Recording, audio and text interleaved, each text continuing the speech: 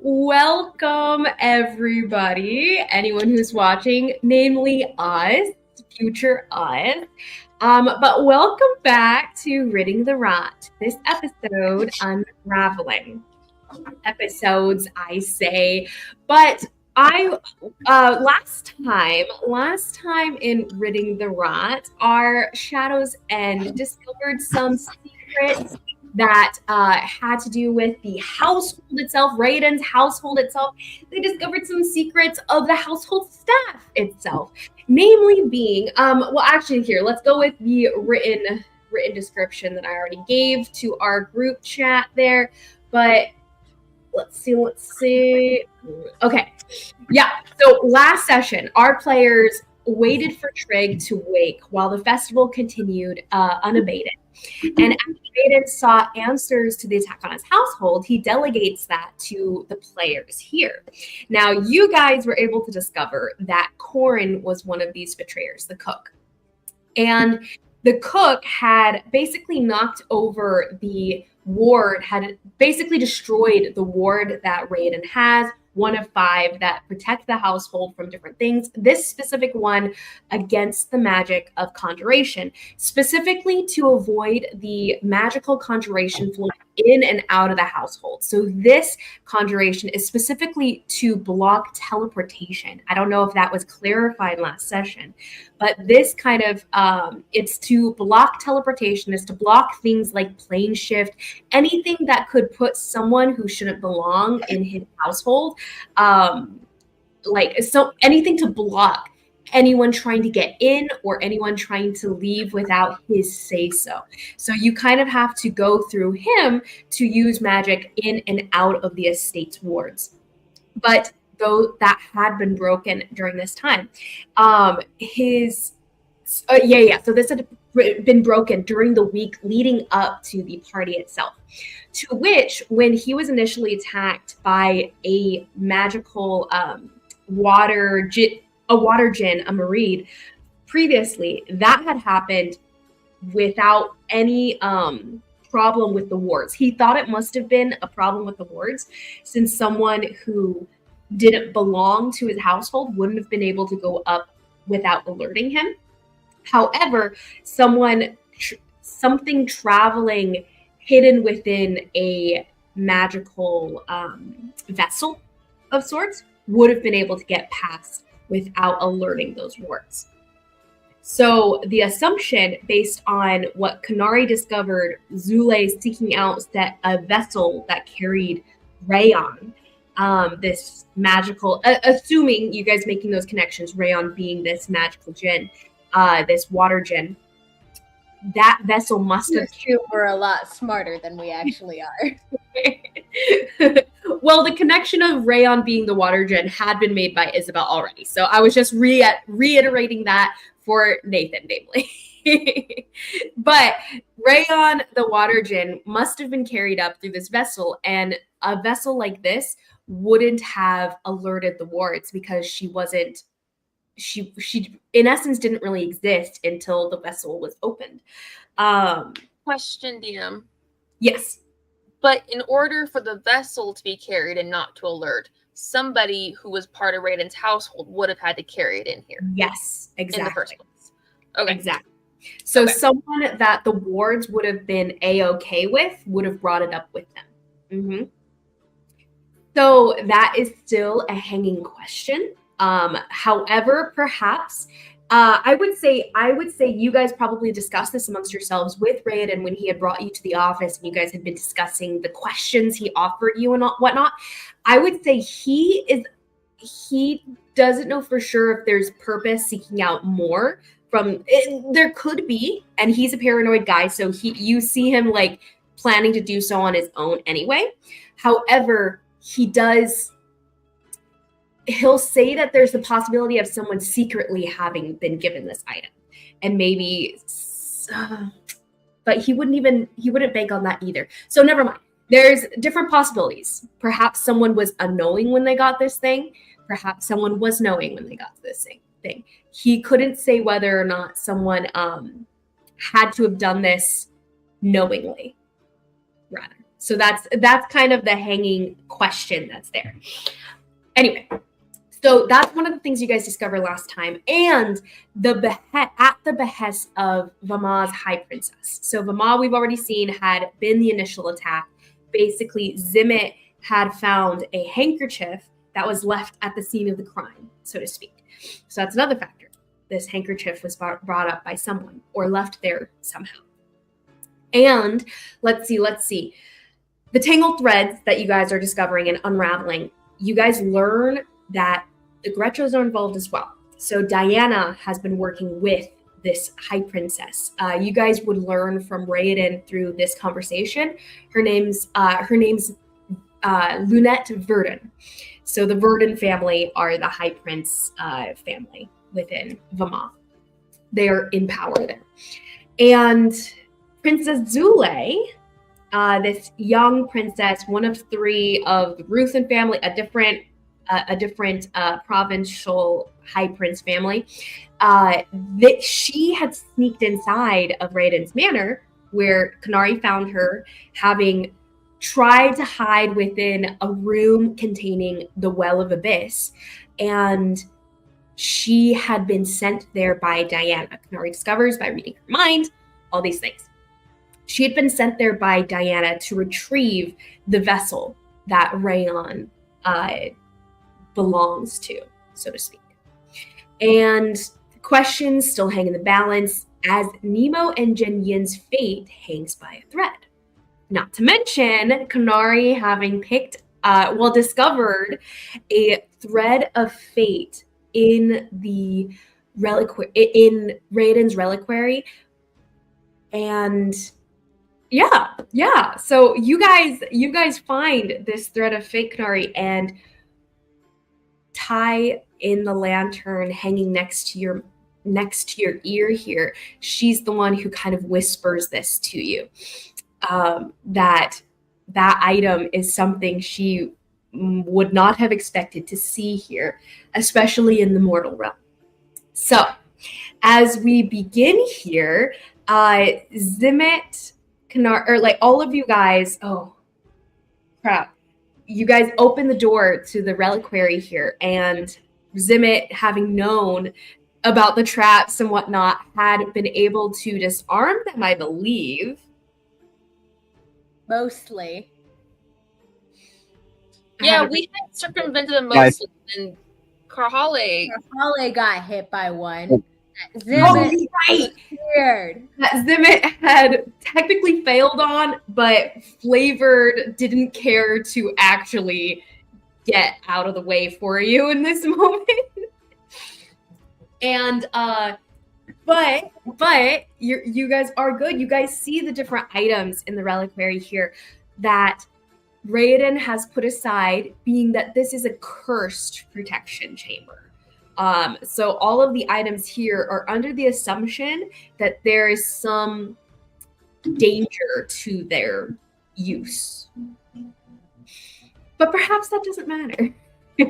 One of these items that we have seen so far is a broken sword. This broken sword seems to be something that must have been wielded by creatures of great power in the past. Zimmet has discovered this. There's other items here: a mask, a quill,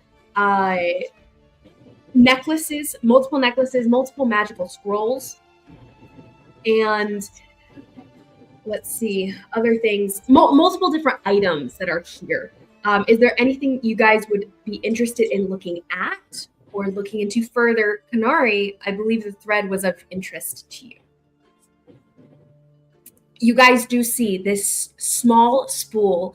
It looks like the spool part is made of jade, and the thread that wraps around it is this green and black shimmering thread.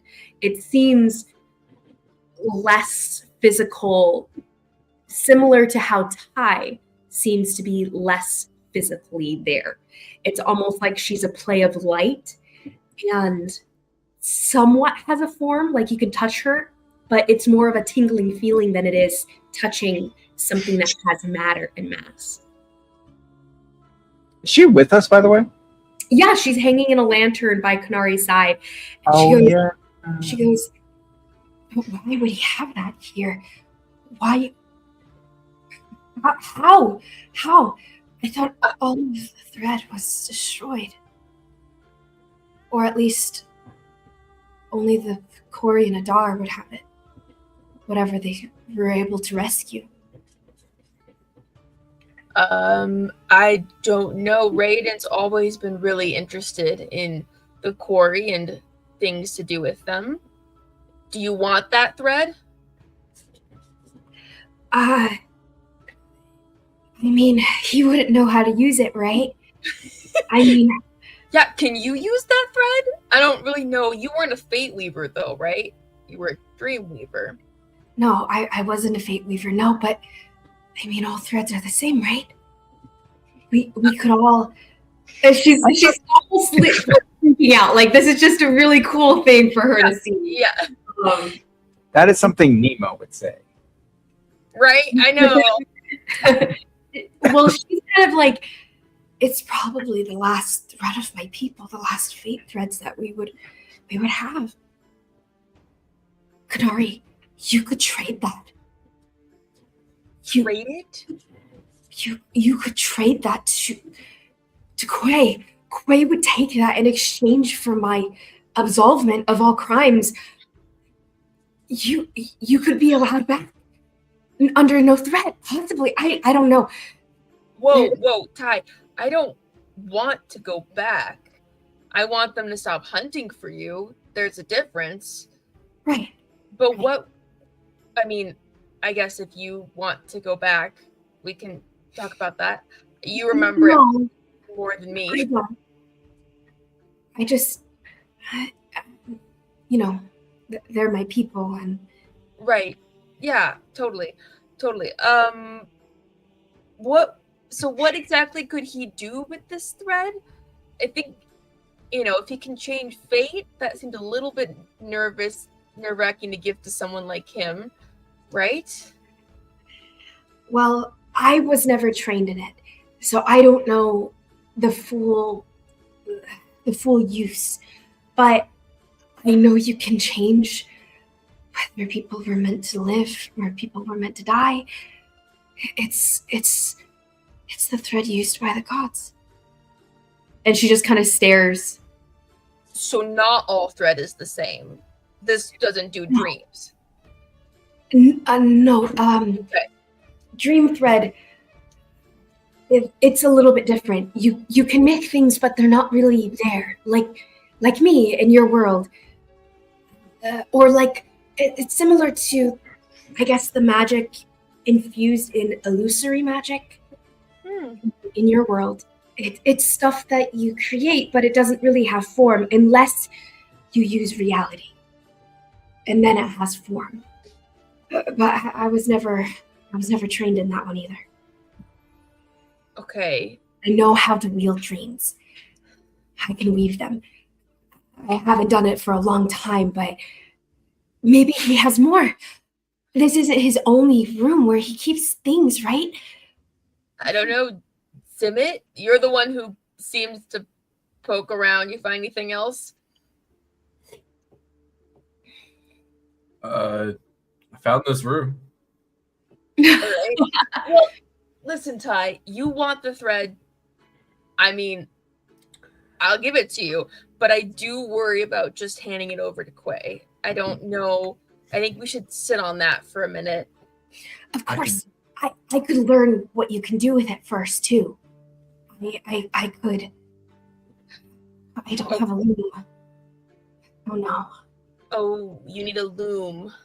You could let Quay teach you how to use it. Only if he was a weaver. If he wasn't a weaver, then he wouldn't know anything about it. It's true. Well, okay. I can take it and give it to you. Or should I ask Raoden about this? I don't know.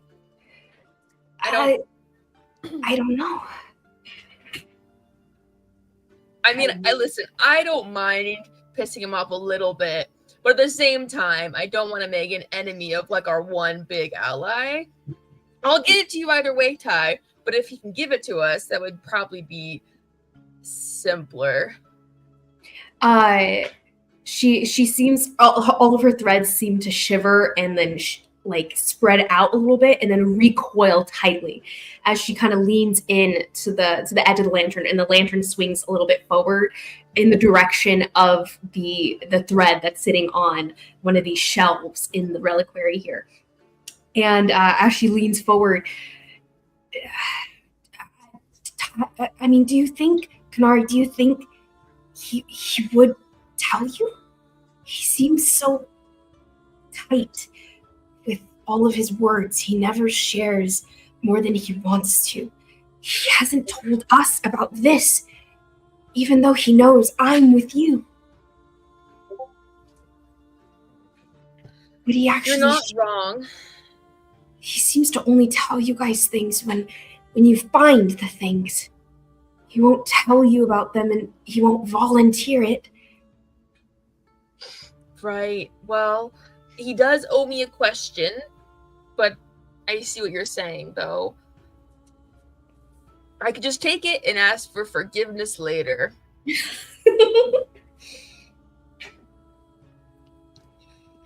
Is Karali staring at her? No, I'm not your mother. No, when she's has stealing dead. stuff ever turned out in our favor? I don't know. Nemo does it all the time, and we get him out of every jam. So I'm just saying, like, it seems to work out okay for him. Technically, the Chris stealing the diamond worked out for Anala, and you guys came back in. Anala steals things. Nemo steals things. I don't think I've ever stolen anything. Just, broken some bones. Sure, But sure. To be fair, Nemo rarely steals. They stole things from people who don't... Ooh, that sounds bad. don't matter, Karali. I wasn't going to say... I don't want to say it like that. You were gonna. It's okay. Some people don't matter. It's true. To us, they did not matter. And... Yeah, like the dog Anala killed when she stole the... Stole I the don't think I knew that. Just kidding. I don't think I knew that. Did I know that? I don't know. Unless Anala told you. It'd be much funnier if I did know. Like I smelled the dog's blood on her, but we didn't actually put that into canon. So anyway, back to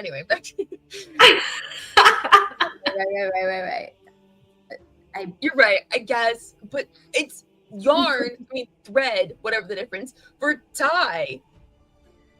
Yeah, but we could just ask.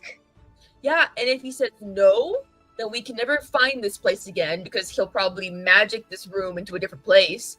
And then what? Or if we take it and he gets mad, he could try to kill us. He's already been mad at us a lot, though, if you think about it. Okay, all right. Do you want 2 incredibly powerful things hunting you? We got it. No sweat. We got it. I don't think we got it. Listen, if I had been tied down in one spot and Nemo had listened to me for 2 seconds instead of doing whatever else random things he was doing the entire time, we would have been fine. Anyway, anyone pack all that later. It's fine. I'm not salty, and Nemo's not here for me to yell at him. So, but no, I don't want Raoden. Where is Nemo? Oh wait, I forgot. It went through the portal thing. Yeah, right. yeah, he's somewhere with your tribe and my people or something, and with Zhen Yin, and who knows what's going on with them. It's fine. Yep. I wasn't Hopefully. stressed out trying not to think about that. Thanks. Anyway. I think if it's any consolation, I do think my people would have enough respect for someone like Zhen Yin to not immediately kill him. Your people aren't themselves, right? The blight makes them not at all themselves. That's a fair point. You could have just taken my point of consolation and left it there, but no, you had to ruin it. I'm a sucker for pain, what can I say? Didn't your friend try to kill you? That's besides the point. Okay, all right, fine. I will talk to Raoden, and since we know about the thread, he'll probably answer some questions because every time we know something, he'll give us some information. And Is he maybe gonna be- Ty, we can make, since he's so interested in the quarry, maybe you can do a little thing with him where you, being a quarry, now in the prime material plane, out, could answer some questions for him, and then he could give you some of his information and maybe let you mess around with the thread. Okay. He'd probably be very interested in talking to you. He's not experimenting, though. I'm not going to let him try any of that. Okay. I mean, I'm okay with at least maybe a little bit of magical experimentation. I'm sure, like, nothing big, of course, but anything small might be, mitigated by just my own survival. I don't know. We'll see. Raoden gets caught up in his own experiments sometimes. Even if he doesn't let you take the thread, he might at least let you mess with it so you could learn how to use it. True. And he would be so obsessed with learning how it functions that might. I'm pretty sure he would be satisfied with just watching you mess with it. I like this plan. Okay. Good. They say that, weavers of the first loom used to be able to weave with just their hands. They didn't need machinery for it. It's pointless. I don't know that as a club, but it was very difficult. I wasn't very good.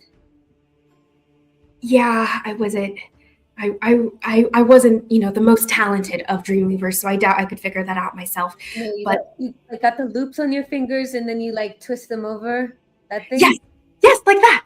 Like that, yeah. People here do things like that? I guess I thought it was a Corey thing. Well, they can Kind of like pulls out the thread around her fingers, the thread that are her fingers, the threads spread out and just like shape into different forms and then tighten back up around her small three-spined fingers. So cute. So okay, yeah, we'll go with that and see if we and let you mess around with it. Although, if you're not a fate weaver, can you do it? Is it just something you have to learn, like a skill, or is it innate in how you're born? It's more of a skill. I guess a little bit of both. Different Koi have affinity for different threads, and that affinity determines what you're trained in, whether you're trained as a weaver at all, and whether or not you are trained in certain types of threads, certain types of weaving, I suppose. And it's not necessarily that I haven't touched other kinds of threads. I've actually touched a bit of time thread here and there. It's specifically for dreams, though.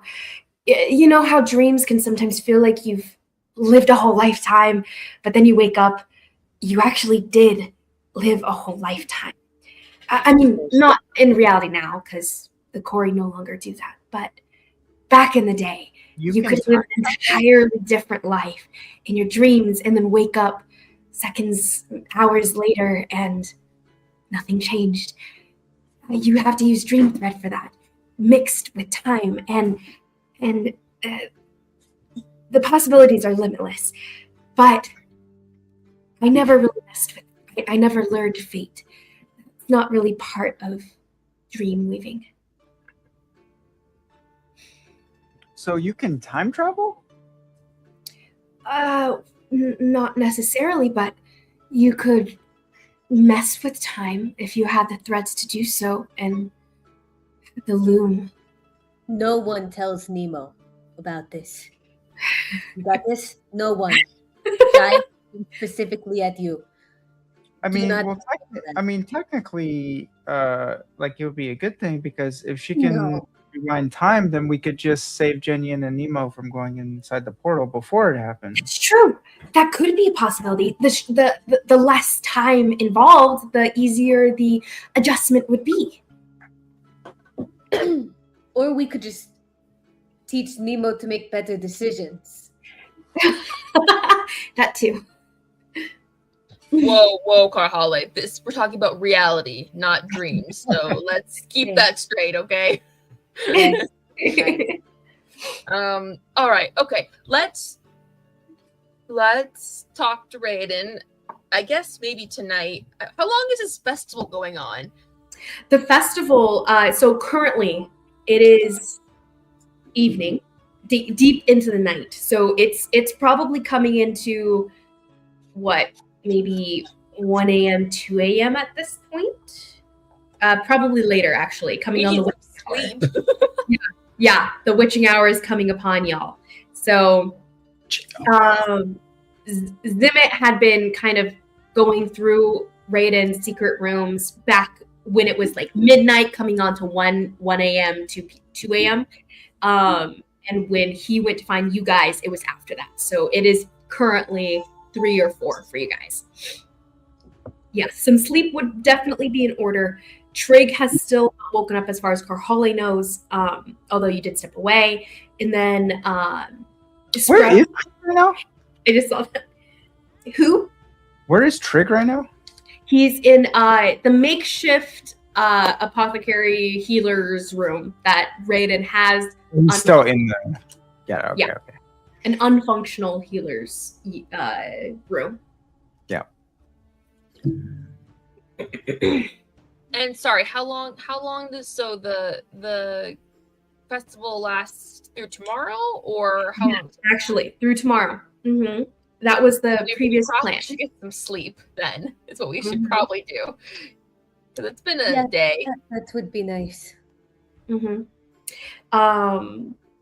Okay, so do you guys head back to your rooms within the mansion, or do you guys head out to the camp setup that you guys were issued as part of the festivities? Karhale is going to stay with Trigg. I assumed. I think Konari would actually go to her cave. Oh yeah, the cave. Yeah, okay. she'd probably head to the cave. Mm-hmm. Okay. Yeah, you can definitely do so. It does put you very far away from everyone else. Do you wish to do so? It is not necessarily that something's going to happen, though if something does, it does put Konari outside of any kind of near. Mm-hmm.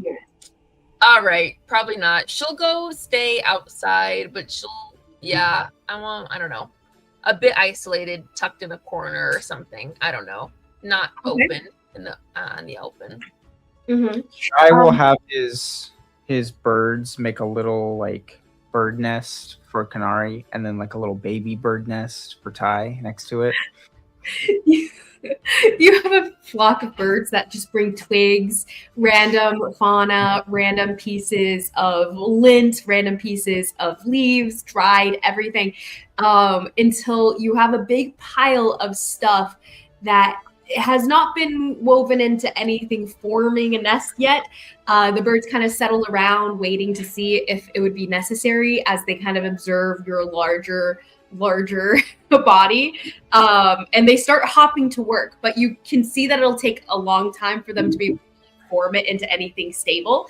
But they have this pile of just debris that is set up outside in I would say probably the southern hedges, kind of farther away. Actually, question, would you want to set up outside of the festivities? Like, you could be outside of the barrier where everyone else is kept to stay, or you could be within the festivities. Which would you prefer? I mean, theoretically, within the barrier is safer because it would be within. I know Raoden's magical thing didn't work completely, but it's still theoretically safer than just being outside the barrier. So probably in the festivities, just like I said, somewhere tucked away. The festivities are not necessarily under the constraint of his wards. It's his whole estate. So you would be under the barrier. You would be under his wards against divination magic, all of the ones that are still online, whether or not you were in the festivities. And then probably a bit outside the festivities then. She doesn't want to be around the people. So Okay, yeah. So you actually end up setting up a little bit around the area that Merrick and Althea had a conversation hours previous this evening.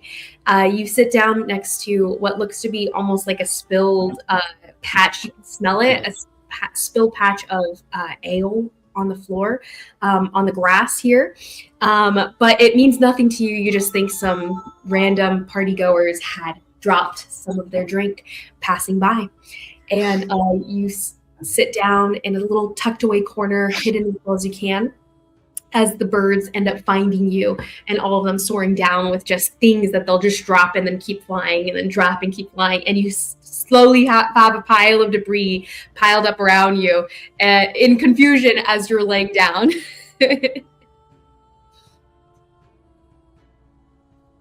that's not helpful, as I thought. Thank you. Sorry. Zimmet, do you try to take anything from the reliquary before everyone leaves? No. Okay. So you step back, and as everyone disperses for the evening, the door shuts, and there's almost like rolling steam that comes off of the door, and you step away. Where do you go off to stay, actually? Guess my room. Mm-hmm. There has been some prepared quarters for you, and some of the servants do lead you to these said prepared quarters. As you make it there, you do notice. Like, it seems like there's just, for some reason, and you're not sure why, similar to the steam that was coming off the door, it seems like there's what is the word I'm looking for? A film of wetness on the walls as you're passing through them. And then you get to another wing of halls where the guests are, and those would be nearer to where Karhale and the apothecary is. And there's no more film on the walls like that. They're no longer almost damp to the touch as you're passing through. You do get to your room, though, and you can take your rest if you wish. Shy Sprout, where do you go to rest? I'll just go to my room. Okay. You notice this as well, since you're staying within the castle. And Karhale, you notice this as well, going back to the apothecary. You guys notice a film of dampness that's just on the walls as you're passing through. In some places, perhaps almost wet as you're going up. And Shy, you specifically pass a hallway where the smells and the smoke coming down from the kitchen is barreling up, and you can feel that film on the walls as well. I am going to inspect it. Roll a nature check. You kind of touch. Reed is leaking out of its bottle somewhere. I don't know where, but that's... You touch it to your tongue just a little bit, taste it, feel it. Yeah. Cool. Yeah. Nature would be 16. It tastes just a little icky, but in the sense that like dust or mud can taste a little icky. And what was the number? Yeah. 16. 16. Yeah, it's water. Just water? mud. Yeah, it's got like a muddy taste to it, a little dank, but it is just steam that's like hitting. Can I tell where it's coming from? With a 16, I would say your best guess might be the hall, at the end of the hall where Shy Sprout is presently going into his own animal zoo area. You can smell the wafting kitchen scents. That would be your best guess. Like, whatever they're cooking is steaming enough to spread out this far, but that's still odd to you that it's getting this far. Sorry, it's still going on, right? Okay. They're still cooking. They're probably going to be cooking all night for whenever someone desires to eat, which could last all night. Yeah. Gotcha. Could I inspect further and try to confirm where it's coming from? Yeah. How long do you wish to do so? Like, It's currently about 3 or 4 a.m. I would say leaning on 4 now. I 30 minutes to an hour. Okay, go ahead and After give an me hour, I'd a probably investigation check as you start kind of looking through the halls, feeling now that you've noticed the weird the walls going through. Raoden, after he discussed things with you, by the way, guys, went back out to the festivities so that he could try to well, specifically, he meant to go find the conjuration magic word and rebuild it, but it'll take time to rebuild for him. So that's one thing, but he was also going to show his face to the crowds, to the people that are still partying out there anyway. Investigation was a 14. Okay. As you're going through hall to hall, you can feel it on the hallway that leads to the kitchens, as we've said so far, and this is that hallway. You can feel it going up to the magical workrooms floor that you're aware of. That's where all of his different chambers for magical experimentation, his alchemy experimentation. The alchemy pings your thought maybe it's something that he's brewing that's causing this steam or whatever. You can feel it all through that hallway as well. You feel it through another hallway going to the other guest rooms that have been repurposed. It wouldn't be just here, would it? You go upstairs back to the apothecary room where you had actually just been walking, actually. He is currently poring over a bunch of notes, but he is not currently brewing anything. He is writing a lot of stuff down, and seemingly he's trying to recreate the process to making the healing draught, the purifying draught that he gave you from before. Mm-hmm. Okay. But he is not brewing anything now. As far as you can tell, it extends throughout the entire castle as far as you can walk within the 30 minutes. And it's just this filmy wetness on the walls, almost as though someone's running a humidifier. Is Raoden findable? He has currently left the building, so you could try to send someone out to find. Yeah. I'll grab just any random servant and ask them to convey. Karhale said the steam in the castle is weird, and you should check it out. The servant nods and rushes off with a bit of a bob and a bit of a curtsy that's almost stopped before she finishes it, and then runs off. I guess I'll just go back to the apothecary then. Mm-hmm. Okay. You go back inside. Jaskier has, having run through his hair multiple times. There's stress lines around his eyes. You've been gone for about an hour or some since before. And he's been working very late, obviously up late with the rest of you guys here. And he says, Konari, Karhale. I was like, what? Karhale, it seems to me that if I were to make something... Okay, so whatever affected you, it was smaller, because what I did probably wouldn't have done as much damage to it if you had been as deeply affected as he is. And he motions to Trigg on the pallet next to him. I don't think what I can do could save him in the same scenario. So perhaps if I got a truckload of these flowers and did a truckload of these similar draughts from what I'd done for you, I think it could perhaps take the edge off for you if you came in contact with stuff like that again. For one, that flower in of itself was already rare. I don't know where Archie got it from. he would have to get it again. We'd have to make peace with him somehow, but even then, I don't think he could get that many, as much as we would need. We She's gonna need. cut him off. She's gonna kiss him.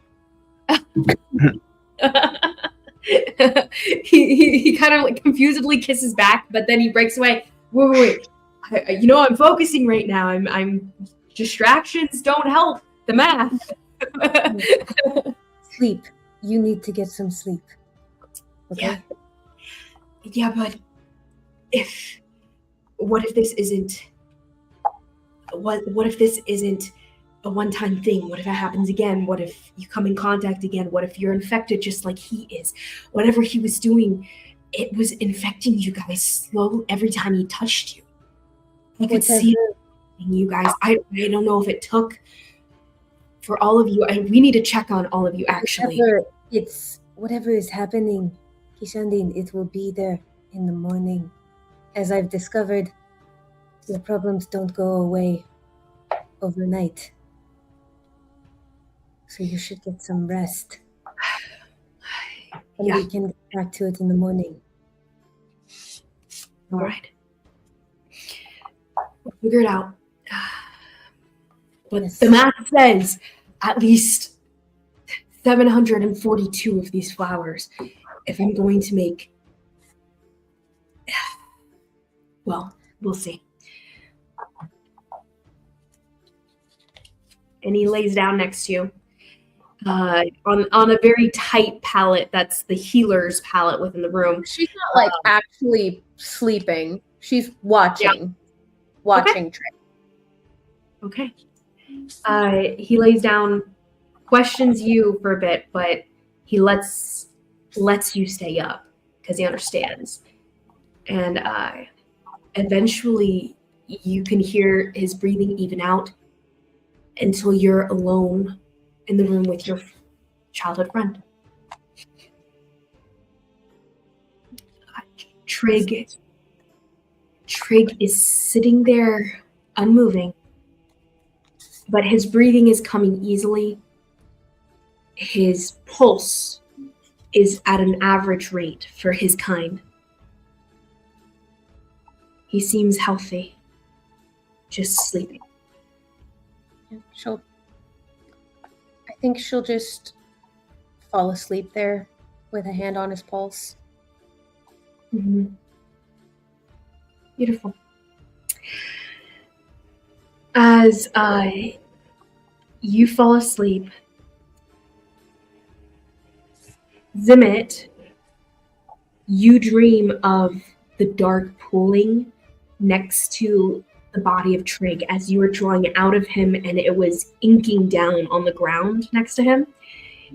You have a dream of you rushing forward and pitching full deeply inside, diving straight into that darkness until everything that you know is dark. And you dream of the darkness creeping over the households of the Grecco name until everything they are is gone. And it's a calming dream. Shy Sprout, when you go to sleep,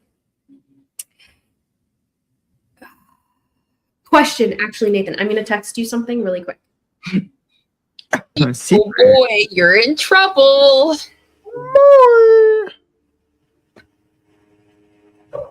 Also, DM, there's something really small she's doing as she settles down. So when it's my turn, I just have a little. Perfect. And got it. All right, I didn't see that text. Sorry. You're good. She texted me like 30 minutes ago. Did not see it. And Shy Sprout, when you go to sleep, you close your eyes and you dream of Jen fluttering around a small fire of white light. You can hear her voice, but you can't understand her words. Roll me a perception check. And this one is not as at advantage because this is within your dreams. Ooh, that's a...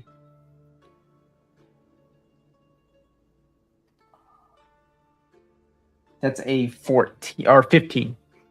15. Okay.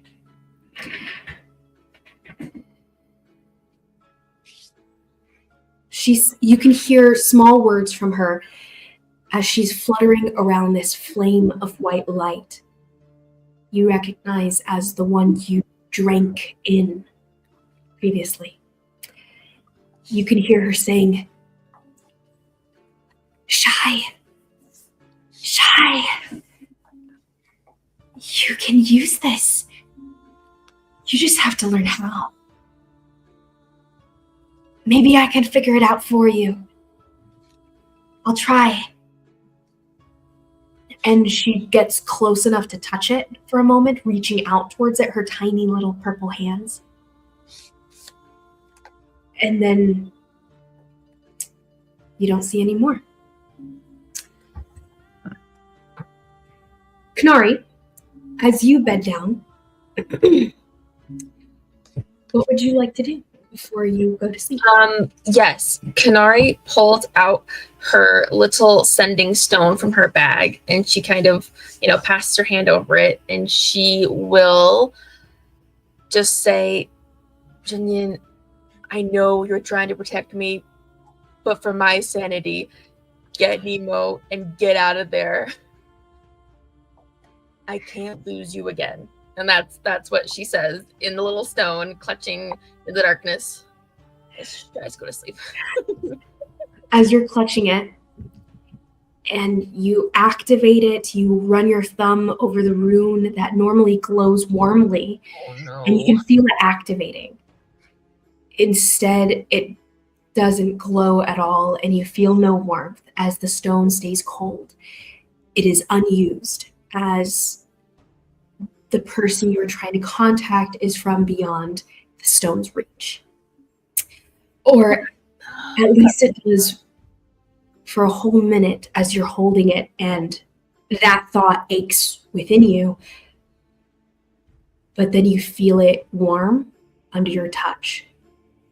It starts to glow warmer and warmer. It glows hot. It starts to burn your hand. You let go. No. Okay, you take 2 points of fire damage just from holding it as your hand starts, you smelling your flesh burning under your hand in this moment as you hear a voice crackling from within the sending stone as it is fiery red. You can't see it, but you can feel it burning the flesh of your hand. Nemo, what does he say? Konari.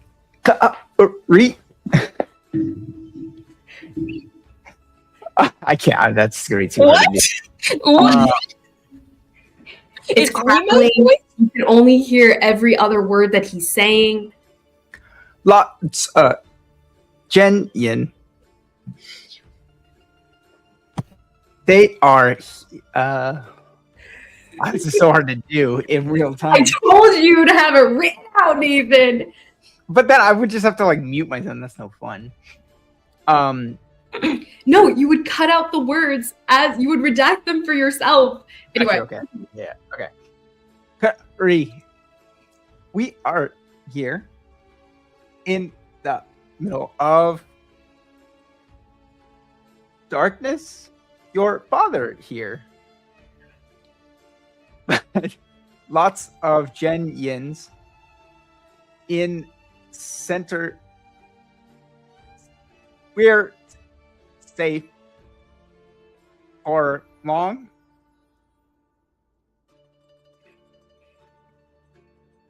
How long do I have? Okay, hold on. Are you Words. you're mouthing words that I can't hear? Is that on purpose? You just Yes. okay. Yeah, you can hear them muffled through the thing. Go ahead, go ahead and give her 6 more words.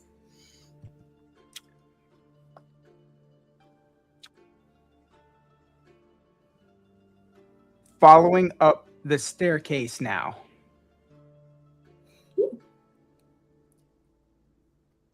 He did say that Zhen Yin was lost. I think that's what I heard. Mm-hmm. I don't know. What did you say? And then lots of Zhen Yin. What the heck is that? Nathan, I think you should give a the redacted transcript of what you relayed for the notes. So write that down for yourself to upload. Got it. Why would it be staticky? It's I don't understand. And this is why I said to write it down, Nathan. And you were like, why should I write it down? I'll just do it in the moment, Liz.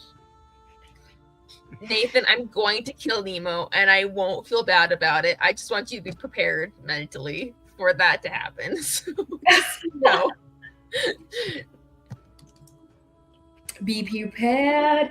As it burns hotly in your hand, and Nemo's voice shorts out, it occurs to you that the function of the sending stone was heightened to an impossible degree.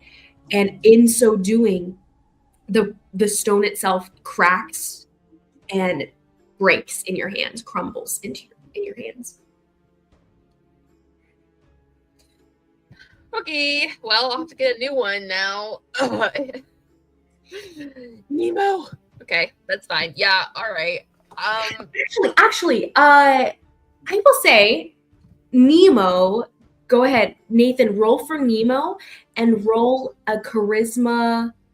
Go ahead and roll a charisma check, and if it's high enough, it may save the sending stone. It might not destroy it in the sending, and if it's not high enough, then it won't. Give a charisma check. Just check? Yeah. With your proficiency, you're proficient in the magic. Oh, that is not good. That is a 15. 15. Okay, yes. As stated, it crumbles in your hands. As soon as you said Nathan gets to roll, I was like, it's gonna crumble. It's fine. Nathan rolls crap every time. Nemo rolls badly. It's okay. canon. Okay. Nonetheless, you hear the evidence that they are still alive even hours later. And you are now aware of some sort of staircase on the other side.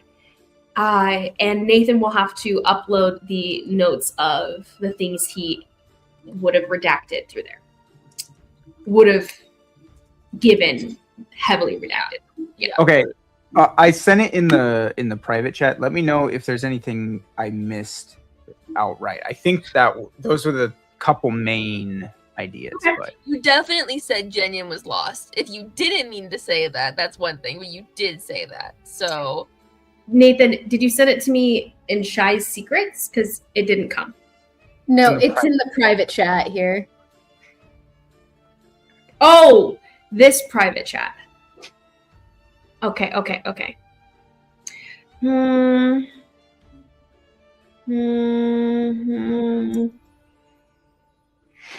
it's also I'll not put it in the proper note. I would say, I think that's everything that you said. Okay. Cool. He said Zhen Yin was lost. That's also what he said. Is that not what all right, no one's Maybe you heard lots, not lost. Okay, I'll keep it to myself. That's fine. I think Nathan was supposed he to did say say that. they were safe. He did say they were safe, so Okay. Sure. We'll see. I like it. And with that, Konari, you fitfully find your rest, waiting, almost trying to piece the sending stone back together again, hoping maybe you could send a response back. But since it's crumbled, you cannot. Your hand is still burned as you go to sleep.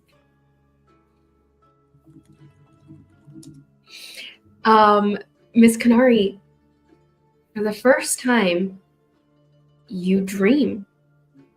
Your subconscious ironically, though, pieces together a dream of an amalgamation of Ty's memories, though from your own subconscious rather than hers.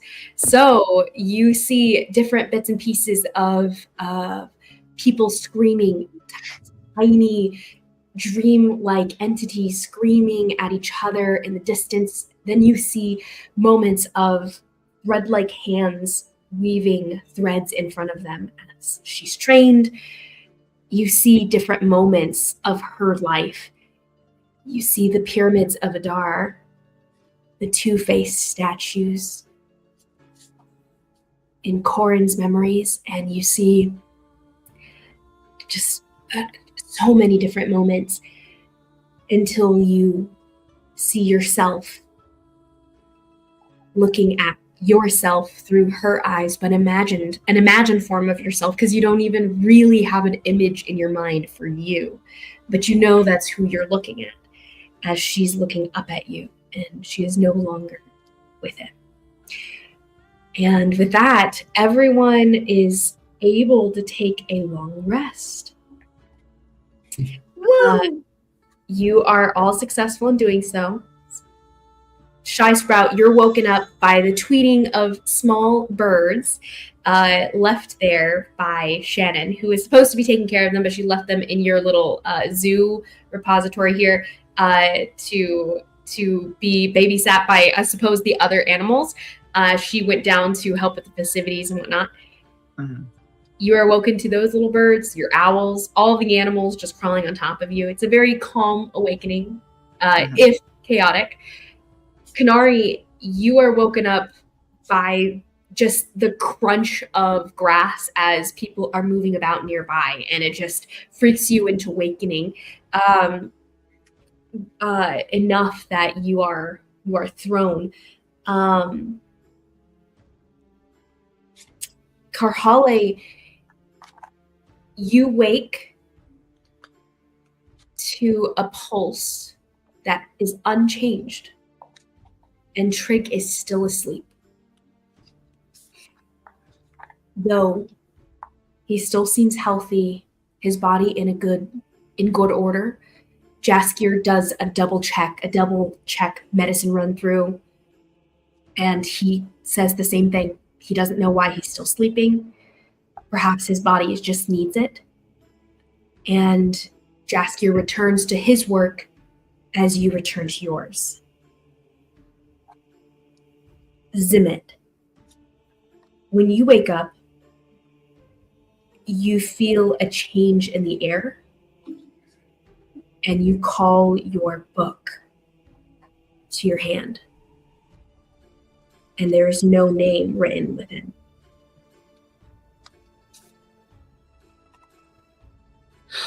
What's his face died?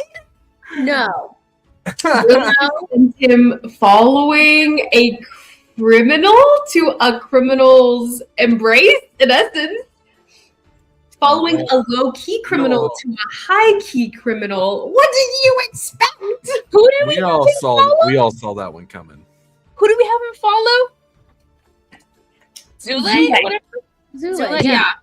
Mm-hmm. Was it Diana, your sister? Like forever. I just meant for a little bit. He wants to please you. Wrong. He meant to follow. What is the book? Name has been removed. Zimmet, I don't believe you would have a timeline of when it was removed necessarily. No, it's just whenever they drop to 0 hit points, they go to 1 HP, and then that is then taken out. This is like a reverse Death Note? Yeah. What is the book? Okay. Like a death ward. It's more or less like a death ward type deal. I like the reverse Death Note though. That's fun. But nonetheless, it is now empty. Do you wish to write anyone else's name in it? They have to write it themselves. Oh, good to know. Good to know. Then, as you all are, where do you guys wish to congregate then today? The festivities are going on unobstructed outside. It seems like, from Konari's perspective, there's different bouts of activity going on. You can hear different levels of conversation. some shouting levels, some whispering levels, some medium levels, all the above. From what you can hear of the festivities, you can hear the clang of battle sounds coming from the other side of the festivities near the dueling grounds. You can hear music. You can hear all kinds of just chaos and activity going on within. Whereas Karhale, it's relatively silent within the mansion, except for the servants coming to and fro. You do hear a conversation between a couple of them where they're saying, wait, who was supposed to be on taking down the tents? Why hasn't tent 4B been taken down yet? Who is set to go over that one? And people like rushing down the halls, just different chaos of servers and servants and party runners, party planners going on here. Classic wedding vibes of the chaos behind the scenes. And there is no word from Raoden currently. The servant wasn't sent to come back to you necessarily, so you wouldn't have gotten word back. Out of curiosity, would oh my word, hold on. It's gonna take me a second to find it, so I'll. Sorry, in what context are you asking about? A person or? Yeah, it's when you talked about person, it made me think of Another person. Another person. Aldrich. Oh, Aldrich. What about Aldrich? He was supposed to be finding me a cloak of displacement. Oh yeah. I would say that you had given him that thought before, and he had, I believe, didn't he come in contact with you at the party and he had told you that he hadn't found anything?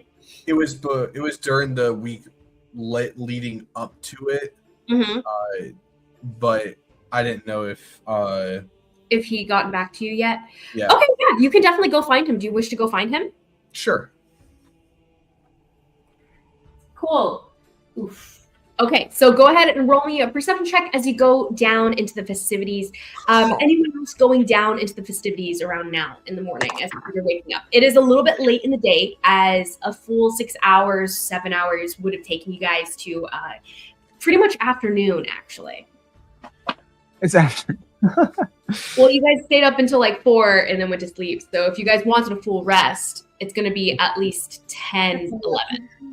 Tell you what, it sucks having no I perception. wouldn't call 11 afternoon. Yeah. Yeah.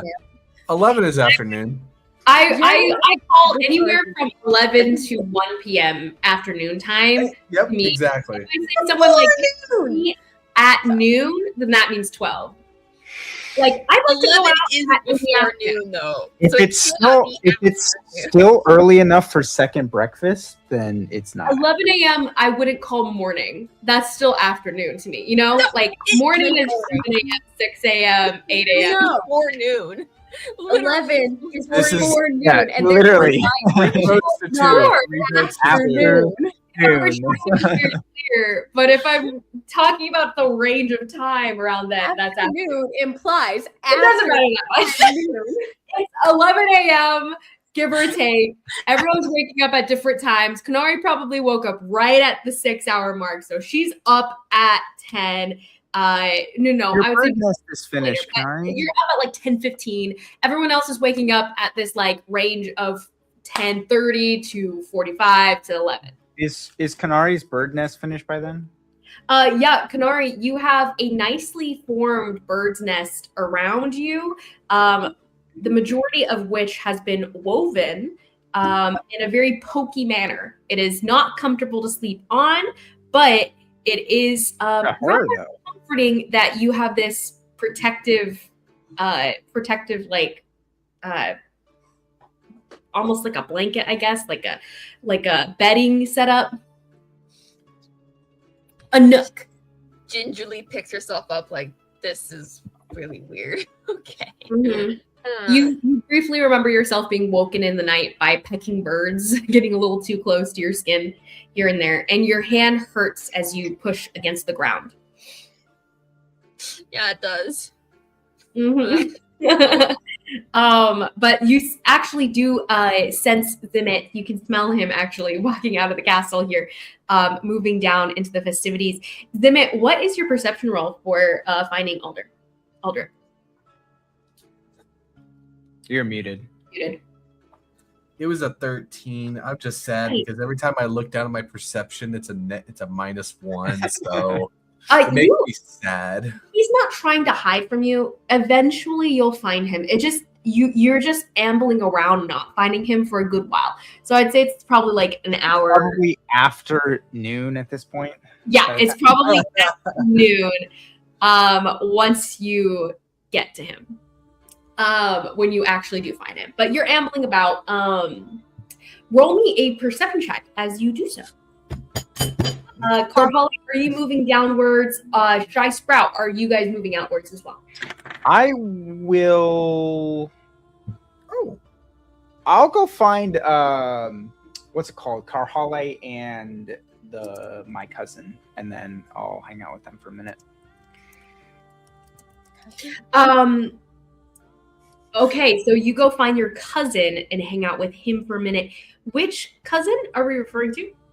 I forget his name. The big guy. Yeah. Okay. So Carhale's yeah. Vamah?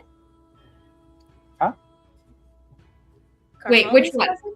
Trigg, probably. Carhale. Trigg, Oh, yes, Trigg. He thinks Trigg is his cousin. Well, I thought maybe he was talking about one of the twins, because those are his cousins too. Yeah. It's Zimit, time I forgot they were here. Actually, got a 16 on that one. They are definitely here. 16 says that you overhear different kinds of conversations going on. You hear that someone is ill and has stayed in bed. Someone of the Ruthan family, actually. So people are talking about the consort having not come out from the tent. And the reason that they're talking about her in general is that she was looking rather pale and had thrown up during the festivities the previous evening. So she had, most of them are saying something along the lines like she drank too hard, she drank too much, she partied too hard, and she's probably like waylaid now. You overhear one woman scolding a man. They're actually two dwarves at a distance. As you're passing by, you can hear her going, "How could you propose marriage to her? I am your wife." And he goes, "But of course I could have many wives." And she smacks him upside the head. And she goes, "That happened once, and I will never let it happen again." And they're just going at it back and forth.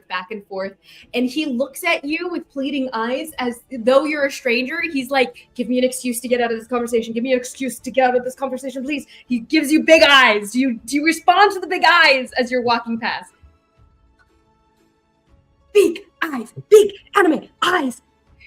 There's just like giant dwarf eyes, and like most of his face is covered up by a giant beard. It's just the eyes that you can see under bushy eyebrows, but they're big and they're meaty. I'll lean over, put my arm up. Natural 19, so it's a 23 for this guy. He is just looking at you, pleading with his eyes. It is so persuasive. Still your choice, though.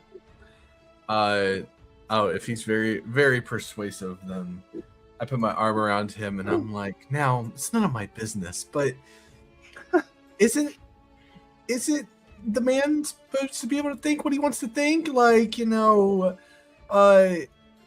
maybe..." Her fear just kind of like shifts a little bit as she's speaking.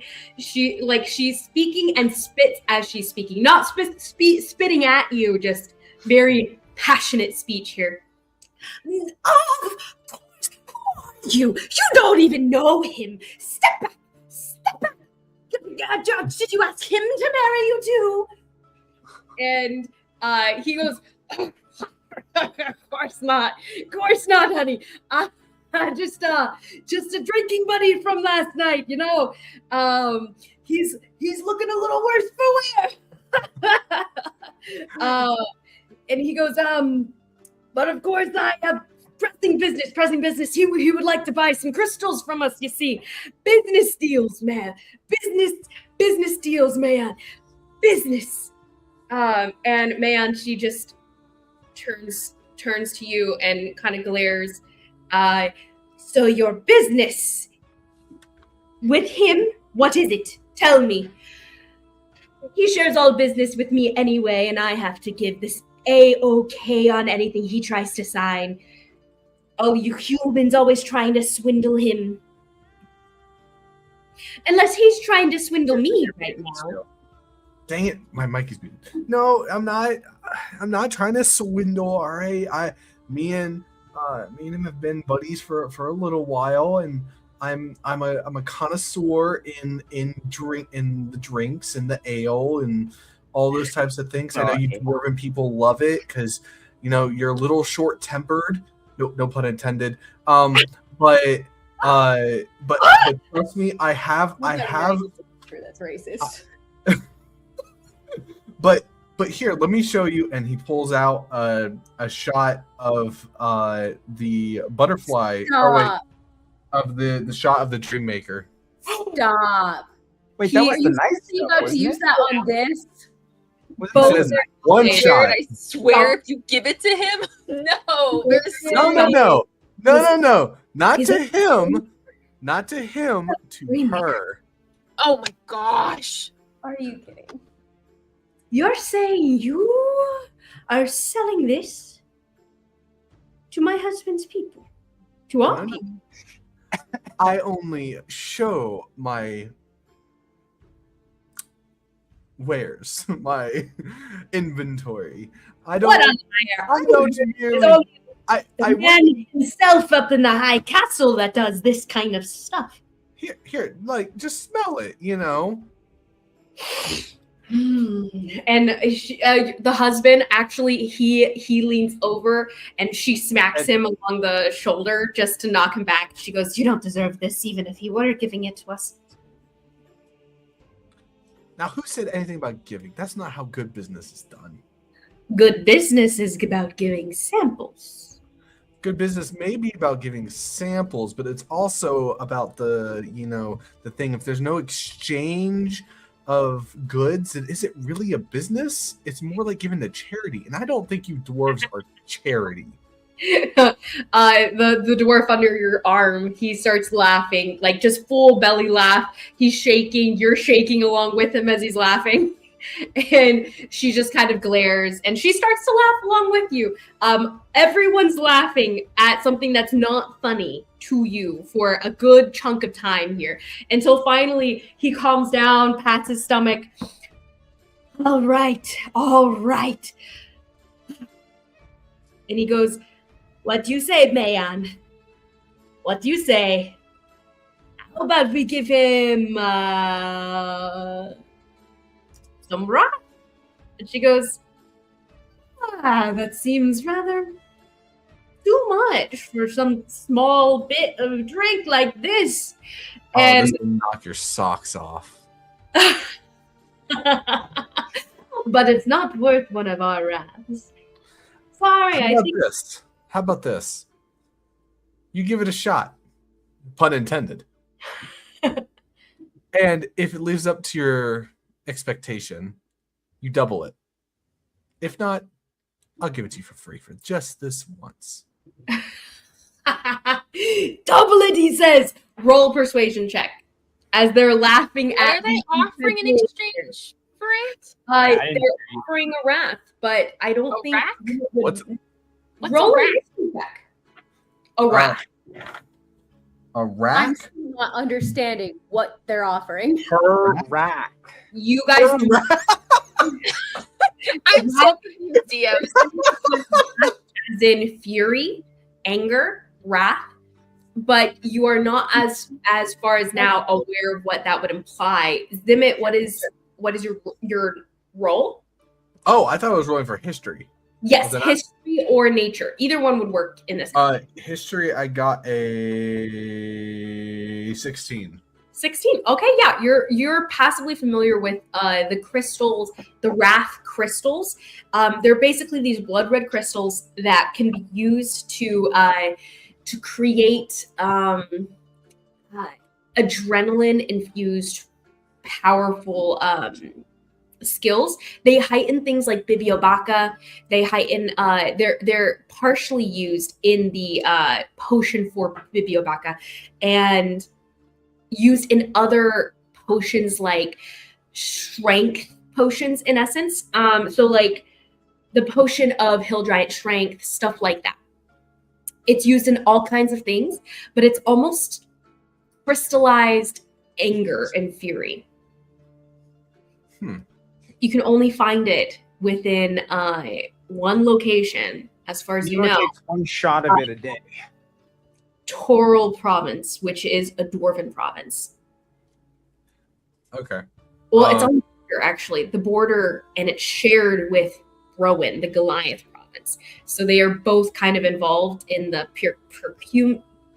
procurement of this crystal. Okay. I'll start to hand it to the lady dwarf, and I'll just say, now, again, if it doesn't make you crave to want it more, if this doesn't just whet your appetite, it'll be for free. Just this once. However, if it does, double the price. I like this deal. She shakes your hand, grabs, instead of shaking your hand, she actually clasps the hand that has the shot of Dreammaker here. And she like clasps your arm until she takes the drink, and she downs it one gulp, and she kind of like pauses for a second, just waiting for it to hit. She widens her eyes a little bit, and she's gonna roll. Do you need me to still roll persuasion? She passes out. Dead asleep immediately. And her husband just, you, my friend, deserve this. He clasps your hand with the wrath crystal, and he goes, I'm gonna scurry off. I have a little lady waiting for my winking eye to be in her purview. You know what I mean? You know what I mean? I'll look back. You kid, and he points at just a random passerby. And he's like, "Take the old lady and put her back in our tent, will ya?" And he runs off. I was gonna say, I'll look at him and be like, "That's twice the price." He. Let me see. Okay, yeah. He turns to run, and he goes, How about this? Same rules apply. You try it, you like it. You come back for your double. But if it kills you, you won't need it." And he runs off. He does turn back and shout, "The name's Ruthan!" And he goes off. He is my new best friend. His name is Ruthan, and you recognize the name as one of the high princes of Toril. Actually, there's two brothers that are like of the same level, Vorik and Ruthan.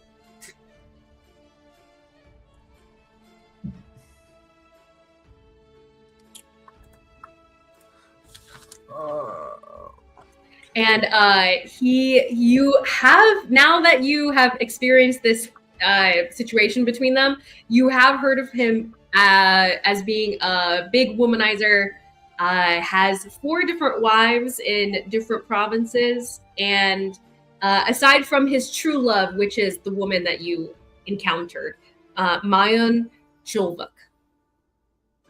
Mayon Chulvuk. Bless you. But nonetheless, he's a fun guy, if not a good husband.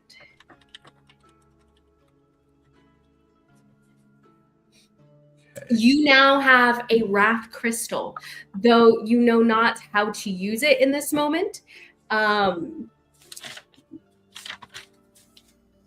It is quite the expensive winning here, actually.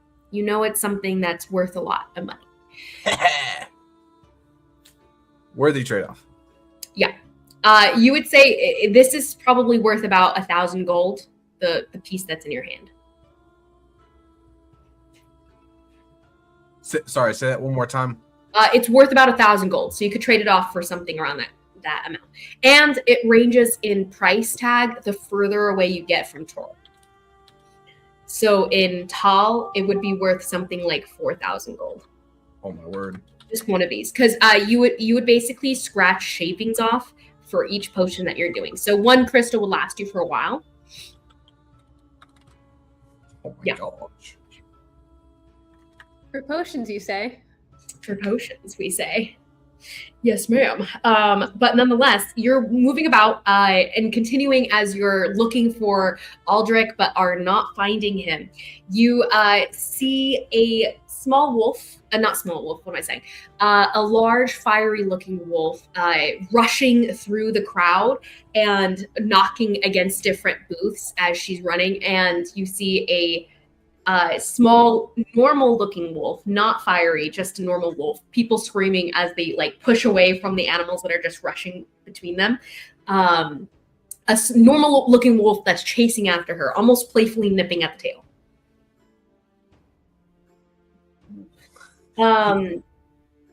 He kind of just stands there and it's just like, yeah. kind of like rubs his eyes, like, am I dreamed? Like, yeah. And then everything seems to go back to normal within the crowds here. You also overhear some conversations about. It's a conversation between a bunch of like bulky looking. Warrior looking men. Some of them seem to be like underlings for some of the higher powers here. One group of which you hear talking about a fight that had happened this morning at dawn. At the break of dawn, there had been a crazy battle. The winner was. Everyone already knew who was going to win, but the losers crushed down to nothing.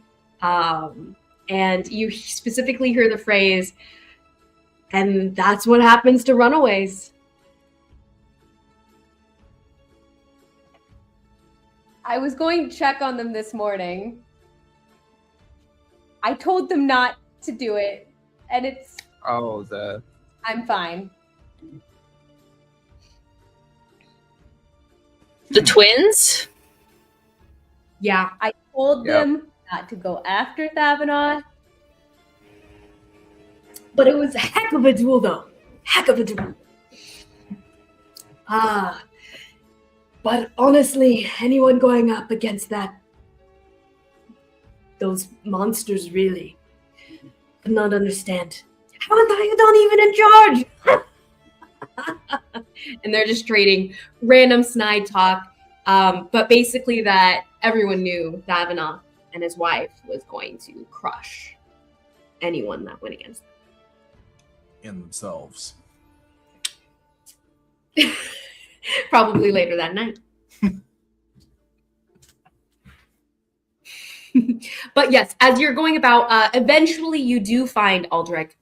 I would say later into the day.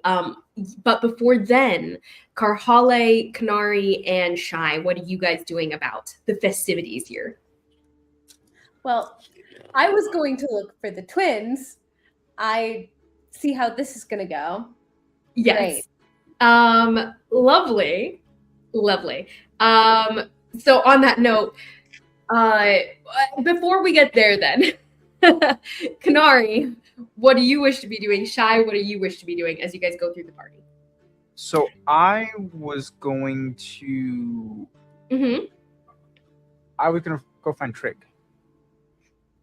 Oh yes. Okay, so you go to find Trigg, your cousin, up in the apothecary room.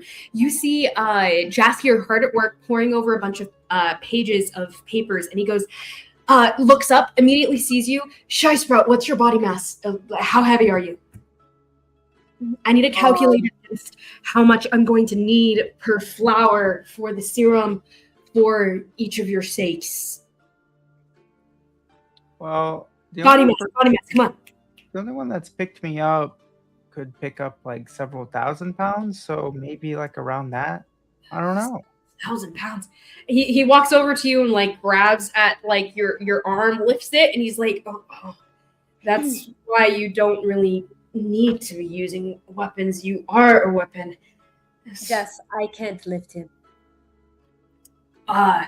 That's concerning. All right. You're going to take a hefty amount. I'm going to add, let's say, 10 more flowers. And he goes back to his papers, starts scratching them down. Shy, you see your cousin sitting on a broken pallet within the healer's quarters here, and he seems to be breathing fine, even has a pleasant look on his face, almost as though he's in a calm and wonderful dream, almost, but an unwaking one in this moment. Mm-hmm. I've made a little wood carving thingy. It's a pupa larvae form of a caterpillar. And I'll put it next to his thing. His head? Oh, sure, yeah. Mm-hmm. I was like, thing, but you place it right next to the base of his skull here, and it's tiny in comparison to the rest of him. But you lay it there, and the consideration being that soon he'll grow out of this, even though he's just a child, just a baby, just like you, in a sense. He doesn't react to your presence at all. Though I'm sure Karhali does. Have you seen the twins around? I was about to go find them. No, but if you walk around, you'll probably hear them. Yeah, probably.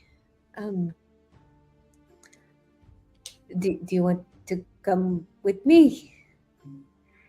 Well, I was kind of hungry. Are you going to get food? We could get food on the way. Yeah, I fed all the animals, but I realized I ran out of food for myself, so I had to restock. Fair enough. And I only like corn kernels like a little bit, so I had some of those, and I'll handle literally a 10-pound bag to you if you'd like. I am okay, thank you.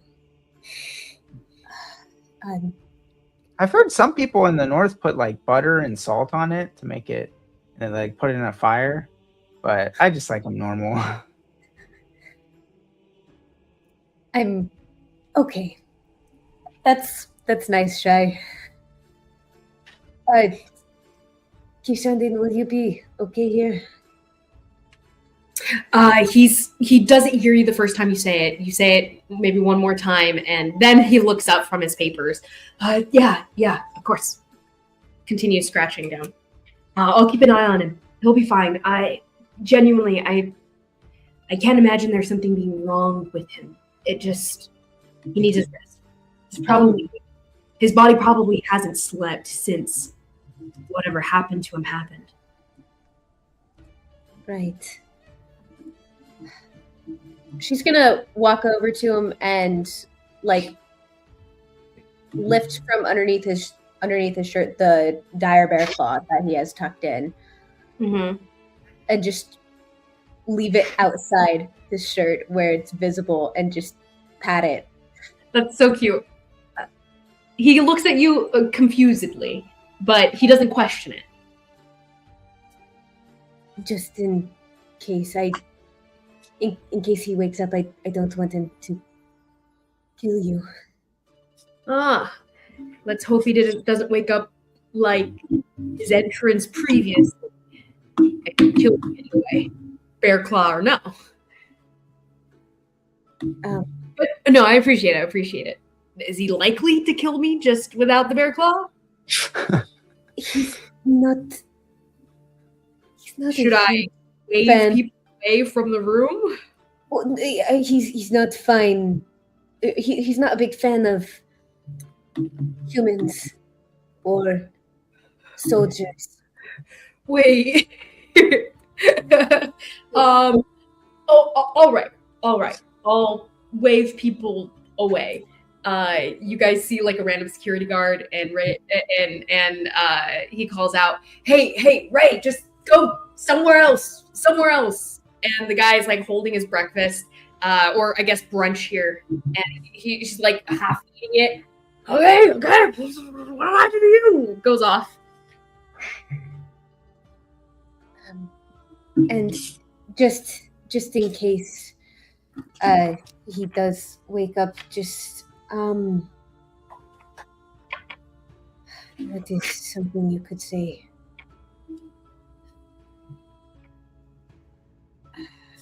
I mean, I suppose knowing my name would be enough.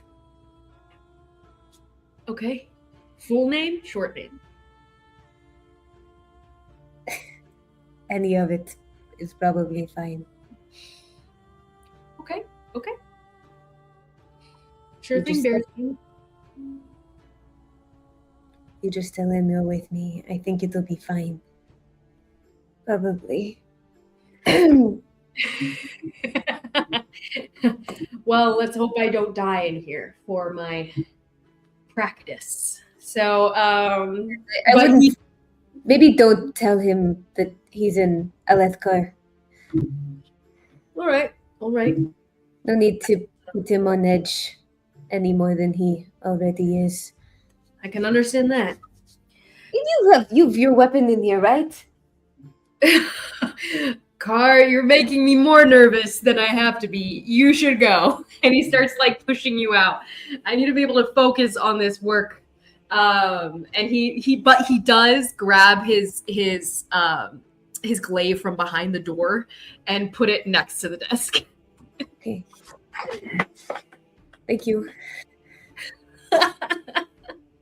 He just kind of chuckles at you as you leave.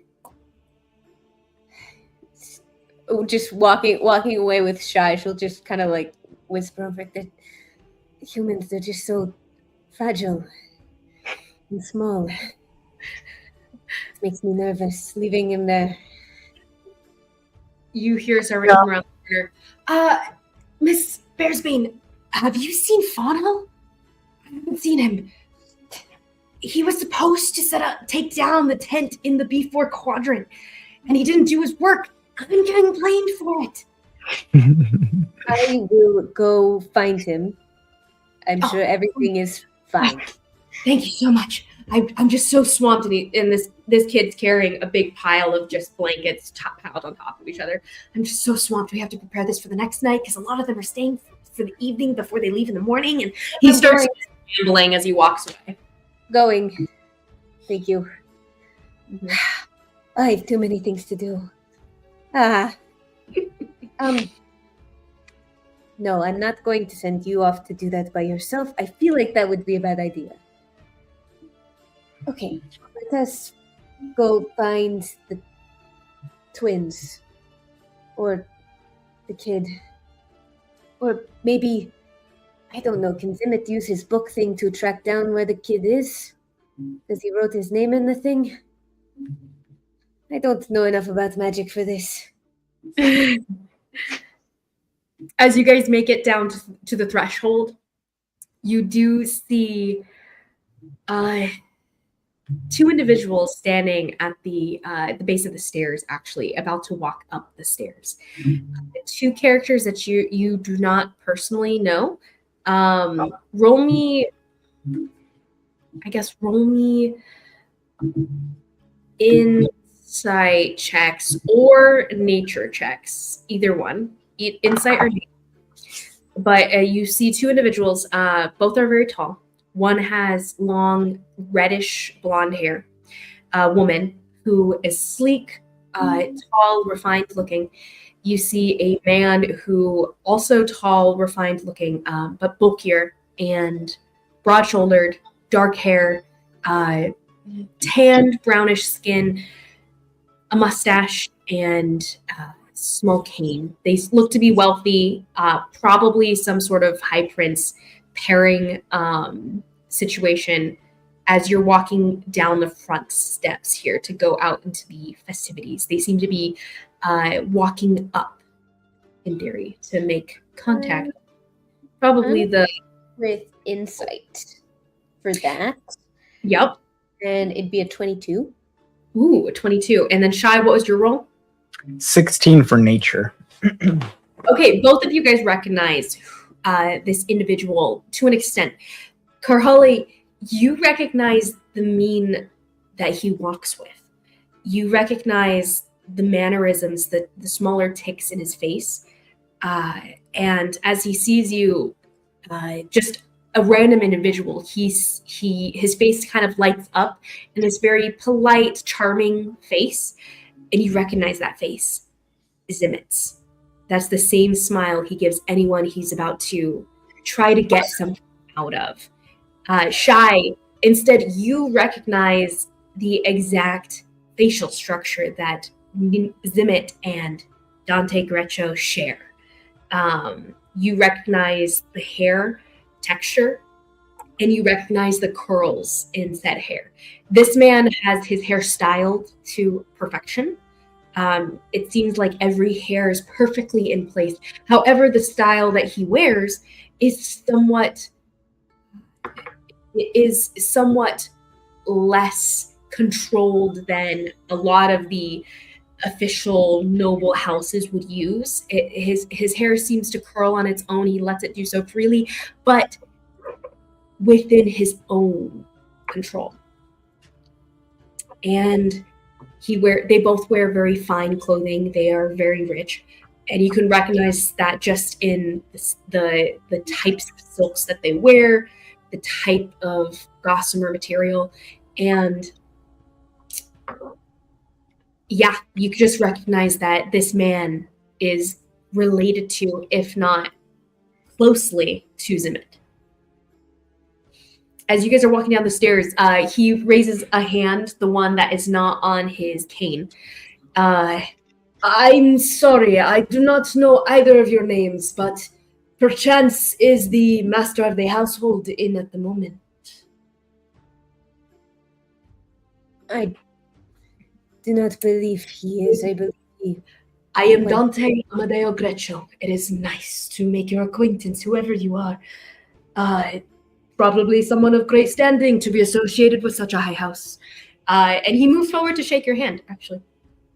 Envala Karhale Berspain of Torstendraki. A long name, long history, long legacy, I am sure. He shakes your hand.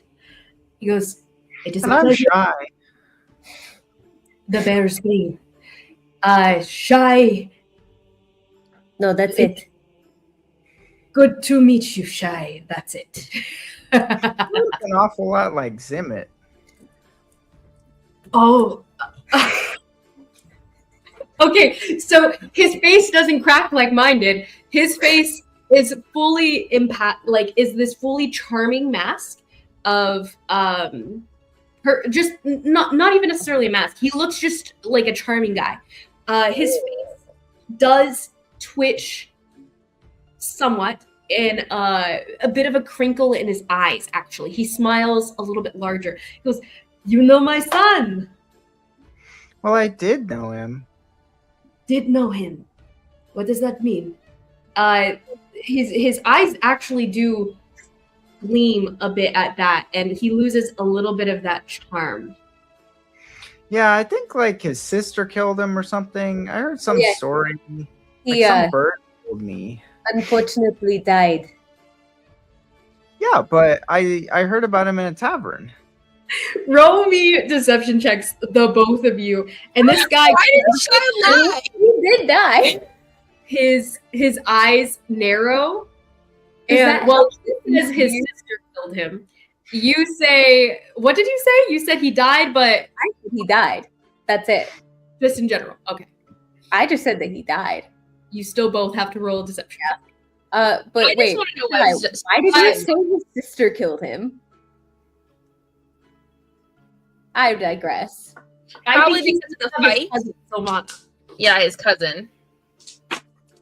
Good. I threw my d20 across. Okay. That's thematic.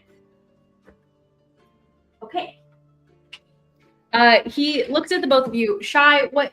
I guess not a deception roll. It can be persuasion or deception, whatever you think applies here, but it will still be a bit of a front you guys are putting on here. Mhm. I Mine's like a 5. Oh, Mine's a dirty 20. Oh. And And 5. 5. As far as you can tell, the charm on his face does not reflect any change of tone, any change of thought. He goes, "Oh, well, that sounds terrible. I am sure whatever happened for the best. My son Yeah, has it was really terrible. Well, it was great meeting you. Bye. he kind of gives a bit of an odd look to the two of you guys as you go. He waves you down. Could I ask when the last time you saw my son was? Oh, Alive? like yesterday? Alive. Oh, Shy said yesterday. I don't feel the need to continue. By the way, I have some extra of these. Do you want any? He Probably he puts her does hand not on reach out his Shy's. hand. He does not reach out his hand. His wife, actually, the long, sleek, red hair, she puts her hand on his shoulder. My love, should we not go? And he goes, of course. And he turns to move up the stairs. Bye, friends. Said the master of the house was outside. They both turn and they go, well, Dante, no. He doesn't say anything. He just kind of turns a bit toward his wife, not even towards you guys. She turns toward you two, and she goes, we will ask the servants, see how they, whether or not one of them can go fetch him for us. And they turn to walk inside. Into the receiving hall. Do I know They're if gonna go that's steal near- something. Do I know if that's near the reliquary or in that general direction? I mean, inwards is toward that general direction, I suppose you could say. The reliquary is, it's deeper into the household, though. It's kind of hidden between doors closer to your guys' guest chambers. So it's deeper inside. There's multiple like sitting rooms, front receiving rooms, front receiving hall, and it's past all of that. So technically they would be received by a servant who would catch them just waywardly traveling. Like the woman who Konari caught, by the way, had a high stealth check. Like she was rolling. They're just walking in. Yeah, they're just walking. Gotcha. Maybe. And a random aside, Jaskier does still have that sending stone, right? We have Oh, yeah, sending totally. stones. Okay, just double checking that he still has that, just in case. As far as you know, he has it. Not anticipating. Maybe any he's crumbled to pieces, you know, that tends to happen apparently. Tends to happen. Okay. With that, you do step downwards. The Grecchos walk inside. Zimit, were you wearing a mask when you were walking about the festivities? Nope. I've Okay. never specified, so Yeah. Okay. Cool. And at one point, you do have a random individual, what seems to be a young female warrior of some sort, of one of the houses. She's wearing a lot of purple and blue, but she runs into you, knocks into your shoulder a little bit. She goes, "Oh, so sorry about that." And she like taps your hand in like almost like apologetically, like trying to shake your hand a bit of the grip of like a warrior guy kind of vibe. When she does so, you pull a piece of paper in your hand. And she gives a nod and keeps walking. I open it. Yeah, you feel the paper, you open it up, it's nice paper, and you see a beautiful flowing script. And on that script, you see Diana's words. You recognize her handwriting. It says, I have information. Meet me. I'm going to say at noon. Meet me afternoon. And he says, at the Four Painters Gallery.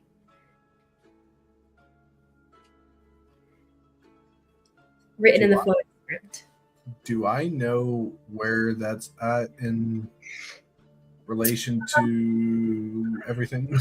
You might have to wander a bit, but you're wandering anyway. You'll find it eventually. You've heard it within the booths that are listed around the festivities. But you can definitely make your way towards there. You're still keeping an eye out for Aldrich, who you still have not caught sight of, but you will eventually. And with that, Shy Sprout, Karhale, moving down with it, go ahead and give me perception checks for your finding Mithva, Vamah. And Shy, is there anything you wish to seek out, or would you like to see what might stick out to Shy Sprout as attractions within the festivities?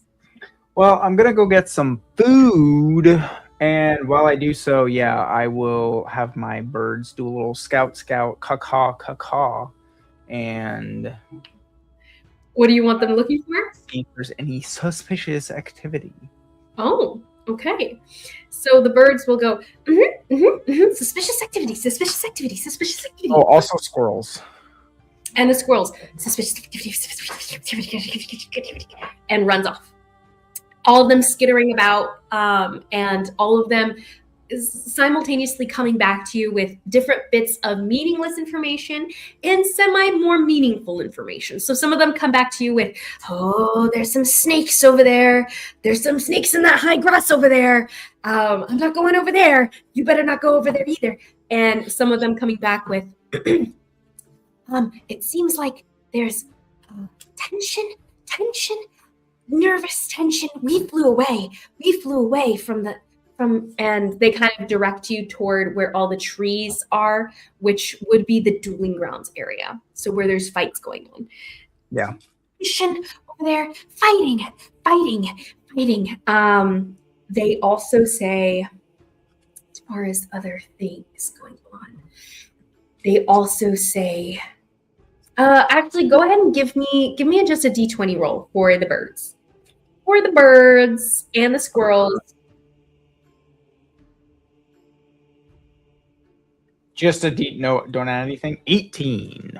An 18. That's still really good, though, for the birds and the squirrels. The animals always roll higher than I do. Yes. Two of them could flutter back. One of them say, we found the flower people. The flower people. They smell so nice, but they smell so bad, too. The flower people. They need something. They need you. They need something. They flutter back to you again with one more thing, because I rolled for them as well, and they did very well. One, specifically a squirrel, comes to you and says,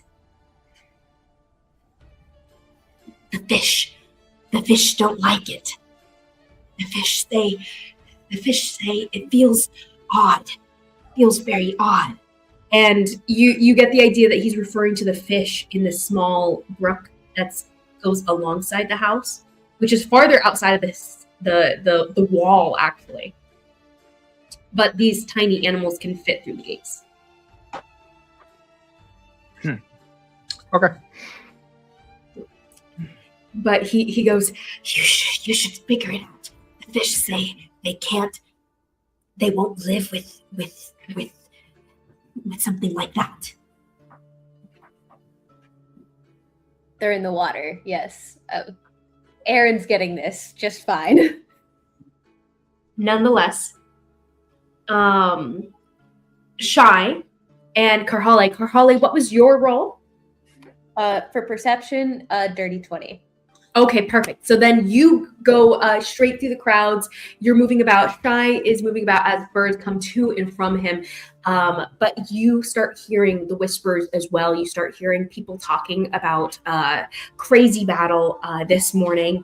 And then just wild for those that were actually there, and a lot of them fearful of the power that was wielded against the two individuals that they called runaways. They don't describe them past that. They don't seem to know or have familiarity past that. A couple of them are saying something about, do you think Prince Raoden is poking at the Roman tribe? Do you think that this was an insult to the Romans? They're not going to stand for that. And just different whispers along those lines of the runaways being associated a little too closely to Raoden here. And someone else saying something that collides with that, more so to balance it, almost like, no. Whatever had happened, they probably took advantage of the guy. I mean, he doesn't even know which way is up. There's too many voices in his head for him to know who's lying outside of it. Maybe they convinced him to add them to his household. Only a crazy man would do that. Someone else like, yeah, only someone crazy would do that. Pick a fight with the Romans. This guy, he has nothing here. Even the guards, and they're like pointing at some of the Darian's trained men that are kind of keeping sentry along the sides. These could face even one of the Romans' warriors. I mean, he would be mad to pick a fight with this guy. They're like, so maybe he is. And just different conversations along those lines as you move forward. You do get to the side of you get to the dueling grounds where the orchards are coming into view. You can hear the sounds of clanging metal as there seems to be a battle going up above on top of the poles that have been set up as the arena up in the tree canopy. As you're moving about beneath, however, you do see blood spilled down the logs of the arena. You can't tell, though, whether that belongs to someone that you know or just the fights that have been going on thus far. However, you do smell the scent of hyacinths. And you start moving further in, and you see in one pool of blood that's dripped down one of these tall poles, thick logs that are the makeshift platforms that the arena is going on. You can see two fighters dancing on top of these logs, these carved logs. The columns of the arena here, you can see them dancing along them as they battle, and the clanging goes on above you. You can see down one of these poles just blood and hyacinths tucked into the shavings and the bark of this long log. You move past that to where the trees are. The trees kind of disperse, and then you see the wall of the estate. You do see the blood dripping in this trail that you followed in this direction. And then you see a set of makeshift housing, not the housing that Raoden prepared for people coming, but housing that was made by the Goliath themselves that came. So the Romans have set up their own encampment along the backside of the dueling grounds area, the orchard area here. There's fruit in the trees that they seemed to have been taking for themselves. You see rotten apple cores, orange peels all the way about in this area. Pear cores as well, and you can smell the rotting fruit from their evening or the morning whenever they've been eating them. And you can still just smell blood and hyacinths. Do you go into their makeshift settlement here? I'm following the blood. Okay, yeah. It will take you into their settlement. You can tell that I it's did, around however, with yesterday's events, I did take my axe with me. I wasn't going to be Mhm. doing that again. Okay. Yeah, you take your axe with you. I would say that there's a moment where you do have to convince some of the guards to allow you to carry the axe, to continue carrying the axe. Because no one's supposed to be carrying weapons throughout the festivities here. I would say you argue with them well enough that they convince you to cover it up. So they would pass you some sort of cloak that they would provide you with to cover up the axe. But it's still kind of obvious that you have a weapon too. So people are not messing with you as you go through. As you step to the edges of this makeshift settlement, you do see a resting Goliath at the border of their makeshift settlement here. It's marked by what seems to be bones. They must have carried these with them. So their tents, their setup here is made with hide of animals, bones of the animals, of course, but they brought everything with them that they needed to set up a small home base of such. And this guy kind of looks up at you. He does not get up right away. He kind of takes his time, stands up, washes himself off, leans down, and reaches for one of the large bones. And he holds it in his hand here. He goes, "You lost." The He looks- Flora Tua. Where are they? He goes, looks you up and down, checks your face. He looks about I did you. say it in Goliath. Yeah, he rolls an insight check. He goes, And I'd say she's definitely wearing her Invala band and not hiding it. "You're not from around, Rowan. Who are you?" Let me in and you'll find out soon enough. What tiny thing orders about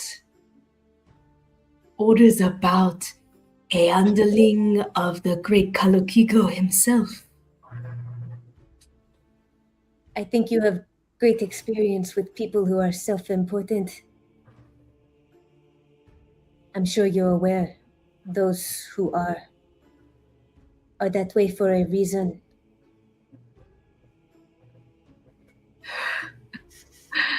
Roll me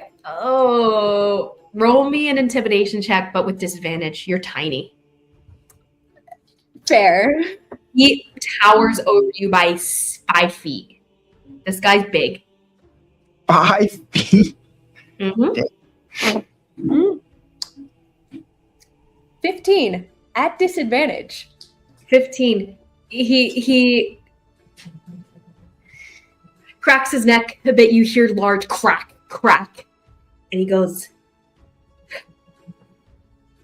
"Run off, little wolf. Go find a true toy."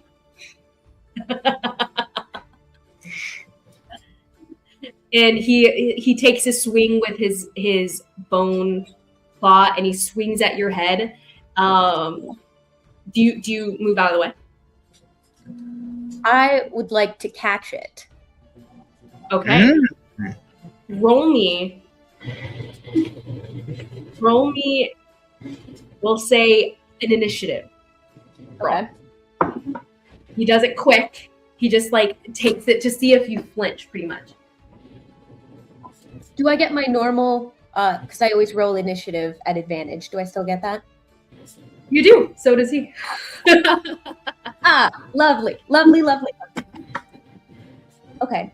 Let's roll 15. 15. Okay, girl. He swings it at you. and you throw up your hand just in time. It's late. You're right at the edge of your own forehead. Like he swung it right at your temple, but like right at your temple. You catch it right there where you feel the pulse of it against your head, but you do catch it just in time. And he wasn't trying, like it wasn't forceful enough that you can't just naturally catch it. So he was swinging at you just to kind of scare you, do some damage, scare you away kind of vibe. And you catching it does throw him off just a little bit. Can I crush it in my hand? You can attempt to. Roll me a strength check. It's not that easy. Just a yeah, but strength is what I'm good at. That's good. But you don't have advantage because you're not enraging. Oh, but I kind of want to rage. Can I Do you- rage? I Sure. kind of For want this. Mhm. Can I? Just know, you raging will escalate this interaction. Okay, maybe I won't. He I- will no. see the effect of you, like the adrenaline pumping through your bones. If you rage, he will rage. Like there's going to be a lot of reflection. That's fair. I'm just gonna. I You guys would can just have a I- rage off. I want to approach calmly. Okay.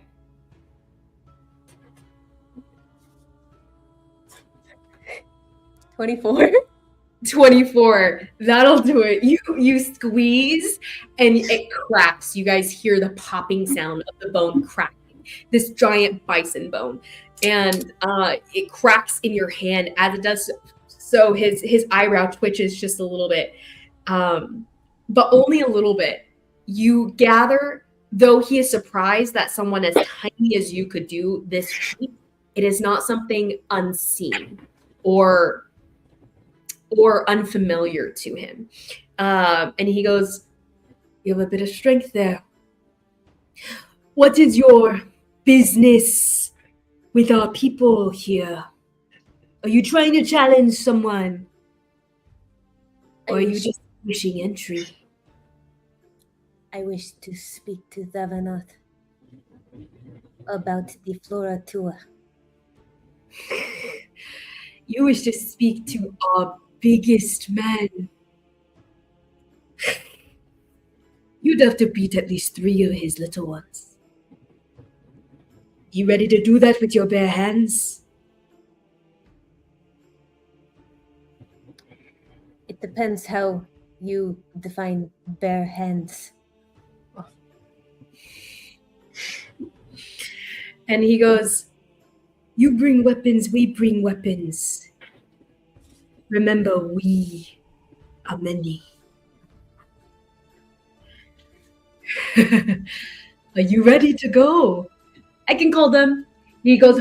He whistles just a big, like hoot hoot to the back, and you hear a responding whistle, and you hear movement coming from inside the little set of tents.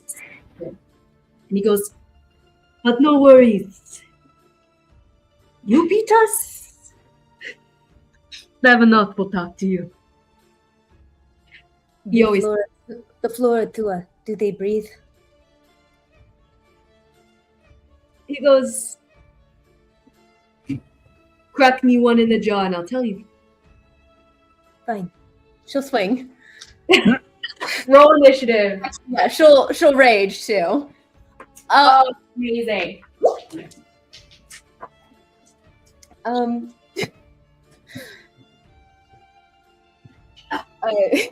Collecting my d20s. Before that, let's go ahead and take a Yes, break. we pee. I do have to pee. Let's take a break. We'll go ahead and go pee all of us, and we'll get back to this. Stressed. Whoa.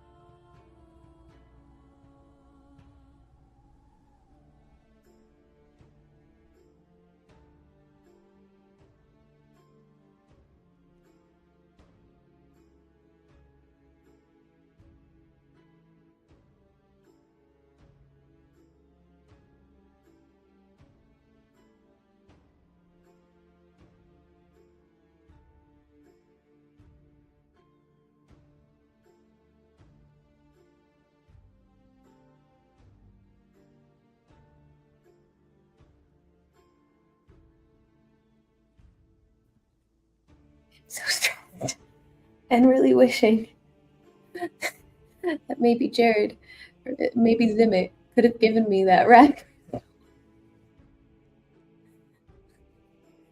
would have been nice. Oh, you're muted. Oh no, I meant to say that would have been interesting.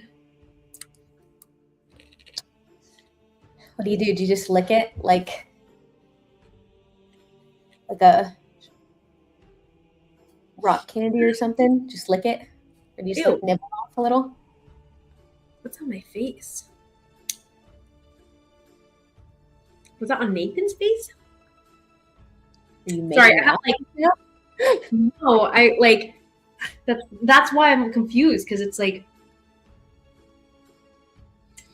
it tastes like Melaleuca oil. Nathan, you did! Oh, Nathan, I'm in my mouth now.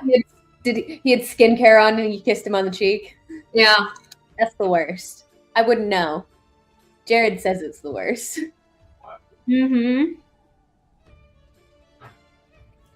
Yeah, it's not normally me who does this. It's normally Nathan too.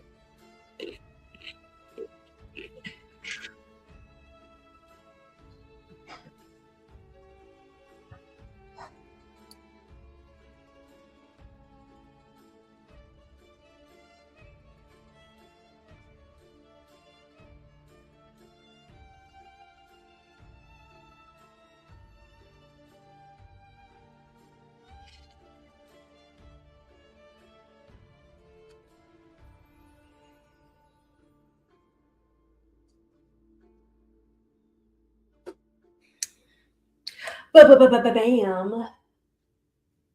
Jared and Nathan, hurry up. Oh, actually, I did want my sweater. Open here. Wow. You lucky, lucky girl.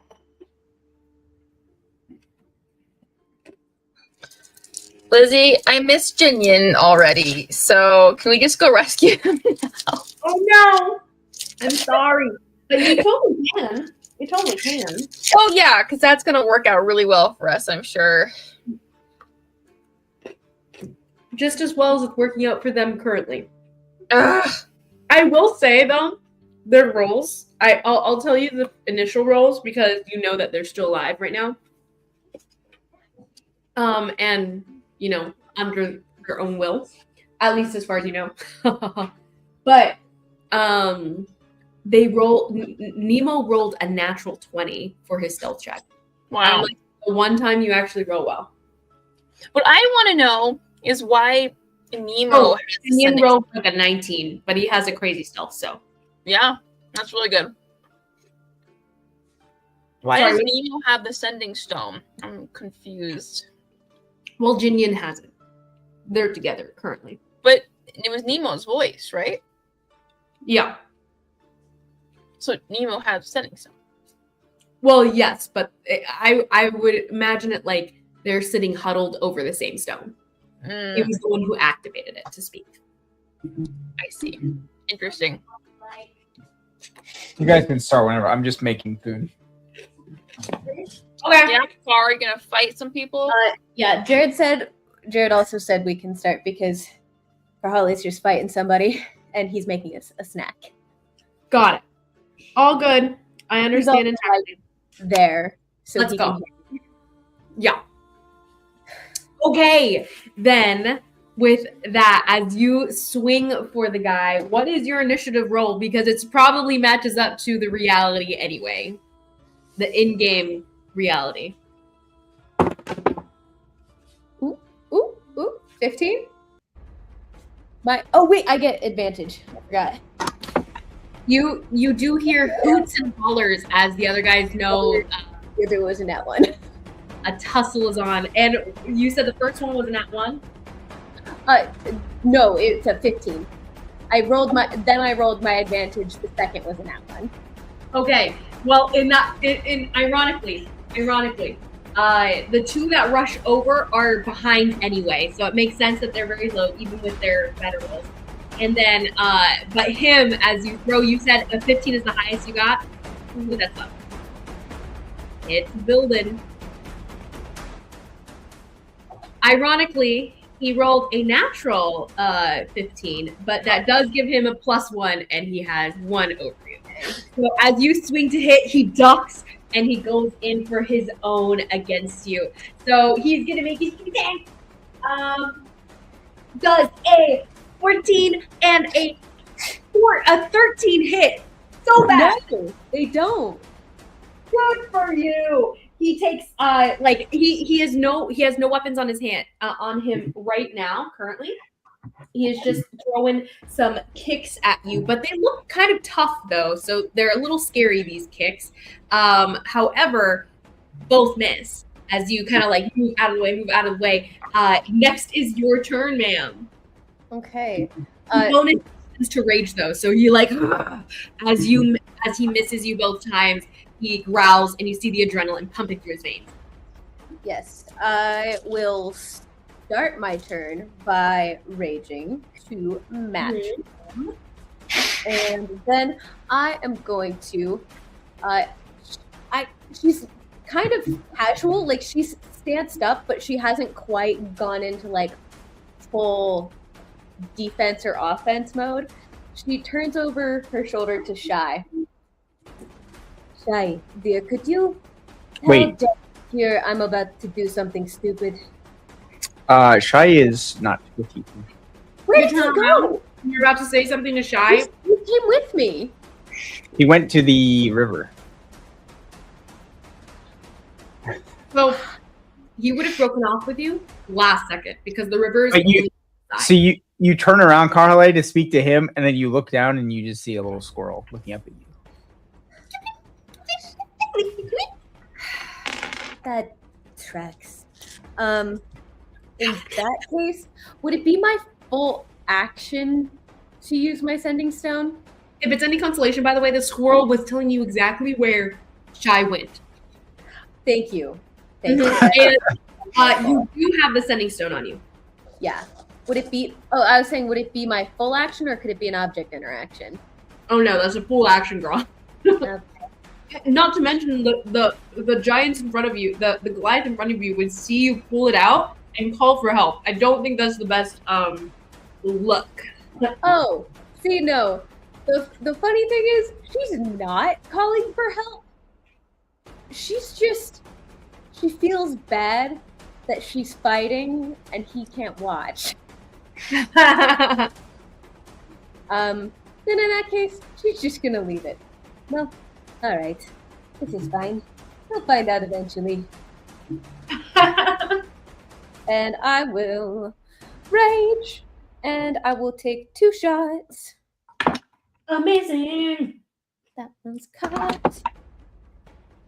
That would be a 21 and a 22 to hit. Ooh, both hit. With just unarmed strikes. Thank you. You see 2 other warriors like hooting as they're jumping over some of the other like bones and random like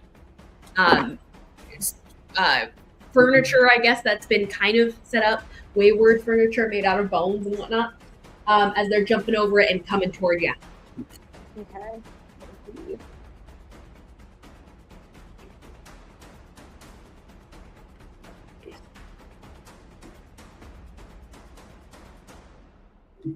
That would be a total of 23 points of bludgeoning damage.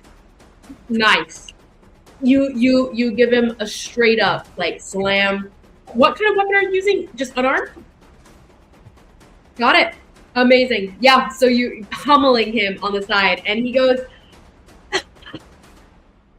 yeah, they're alive. And he goes in for his move next. They are taking their turn to rush towards you. And they are going to make it just because they have the actually, you know what? They're gonna have to take their full action to get to you in this moment. So their turn is skipped in this, but his turn is up. He's gonna go ahead and roll. Sees you. He's gonna try to bring you in. Ooh, okay. So he takes, once he says they're alive, he socks you straight in the nose and you fly backwards. Natural 20 for that shot. It's Nice. still unarmed. And he does take another attack with it. Second one coming up along the side and pummels you in your diaphragm. That one is a 22 to hit, so I'm assuming both hit, right? Yep. Awesome. That's going to be 9 points, and I'm going to re-roll this one.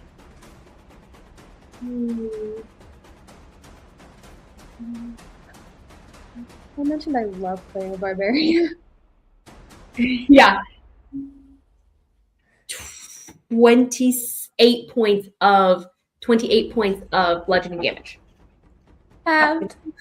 What? Oh, the natural 20 with the double roll. Oh yeah, I rolled a 1 and then re-rolled.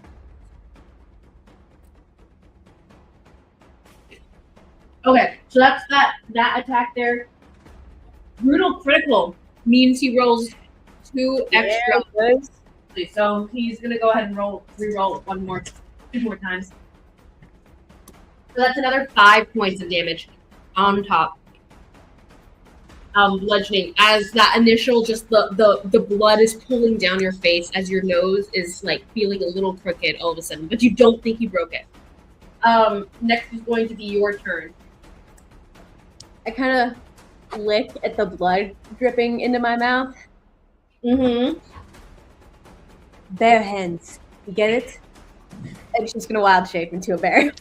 Oh, nice. Very cool. You wild shape into a bear, and as your roar turns into this animalistic one, and you land in front of him, he just kind of like raises the eyebrows, nods at his friends who come over the side, and he like gets down low and starts to circle. He grabs a bone off the floor. Okay. I'm going to make my attacks. Oh, come on, natural 20. Woo! And then the other one was a 22. Amazing. You lash out at him with your claws. He tries to pull away, but you get him. He's backed up against one of the tents, and he doesn't seem to want to knock you down. Okay. Oh, actually, I'm not mad, because with my brutal critical, yeah, you get 2 extra dice. Damage die. Okay, so that would be. Okay, we're gonna pull out the calculator for this to make sure I do it right. Is it one at your level right now? Huh? Is it just 1 at your level right now, or is it 2? 2. Oh. It does depend on your level. Oh no, that's level 13. Cool. Yes. 1 additional damage die. So Cool. that would be. I gotta gather my dice for this. 2d6. Okay.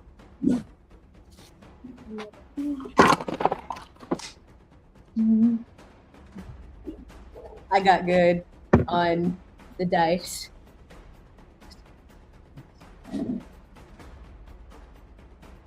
Amazing.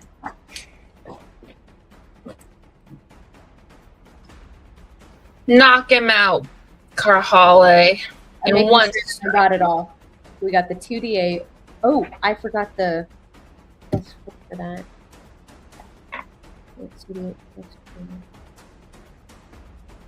Okay, wait. I'm gonna do that again. I have so many different small numbers I'm adding. I want to make sure I don't miss anything. Mm-hmm.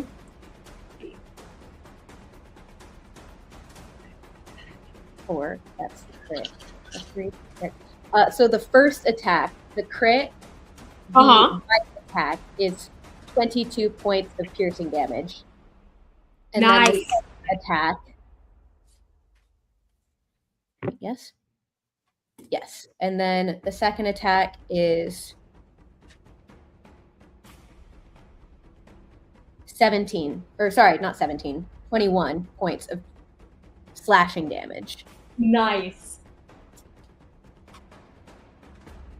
wow, crazy. That is quite nice. Quite nice. 6 of 4. Yeah. Okay. Yeah. He reels back and he goes, "This bear packs a punch. Be careful, And lads." I give him just like I kind of rear back on my back 2 feet and kind of put up the bare hands. He seems to be having fun. He thought gives it you was like a reflective like growl of your own form. It looks animalistic and not at all friendly. But it doesn't give a negative tone. Like he seems to not have like anything against you. Like he will kill you in this standoff, but he doesn't have anything against you personally.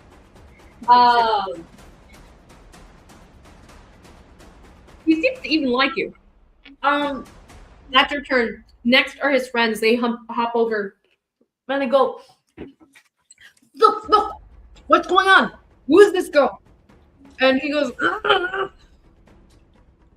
she said a lot of stuff in the beginning, but now we're fighting. And he's like, yeah, that's what it's about. And they jump over and they jump in. They both make their attacks on you. That's going to be a 14 to hit and a 19 to hit. The 14 does. Oh wait, bear AC both hit. Both hit. Okay. First guy comes in, swings at you with what looks to be some giant piece of like swinging bone here.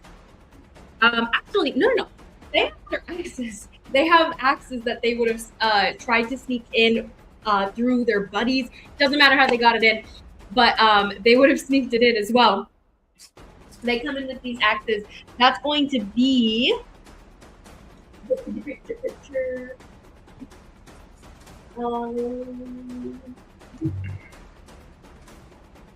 Okay. 24 points of slashing damage here as they slash at you. Okay. And then the second guy rolls, and that's going to be lame. 10 points of both hit. One is a natural 20 though. And this guy gets to reroll one more time. So that's 10 points baseline and a 1 for the reroll. That's 11 points of slashing damage. Even though one guy slashes real true on the shoulder of your bear here, kind of the shoulder to neck area, and it hurts a lot, but it's not that deep. So you are fine. That's only the 10 points of damage from both of them. From him separately. Mm-hmm. She's still a bear, and she doesn't even look towards them. She's focused on the one guy. Awesome. Yeah, Thulk turns back to you, and his hands are out. He's got the bone in his hand, and he comes towards you for another attack here. So he goes ahead, all in here for you. And he's not swinging with something that's as big as he could, in theory, swing with. He just is enjoying these bison bones, apparently. That's what they all say. That's funny. That's going to be 12.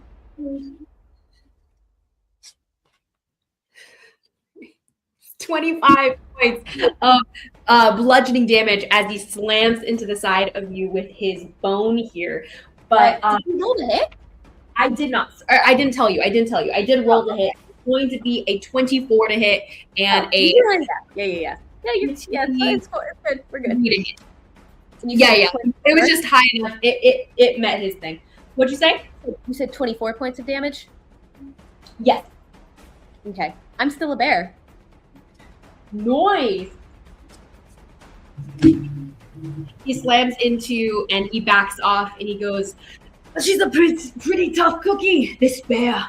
And the other guys kind of nod along, and they're all kind of laughing a little bit, a little scary, but not that scary either. Your turn, bear. Okay, I am going to give both of my attacks still to the first guy. Amazing. And that would be a dirty 20 and a 19 to hit. Dirty 20 to 19, both hit. That would be. You guys are like trading and taking punches, like not even trying to dodge. 16 points of slashing damage for the first one. Holy max damage. I'm so happy. 15 points of piercing damage for the second one.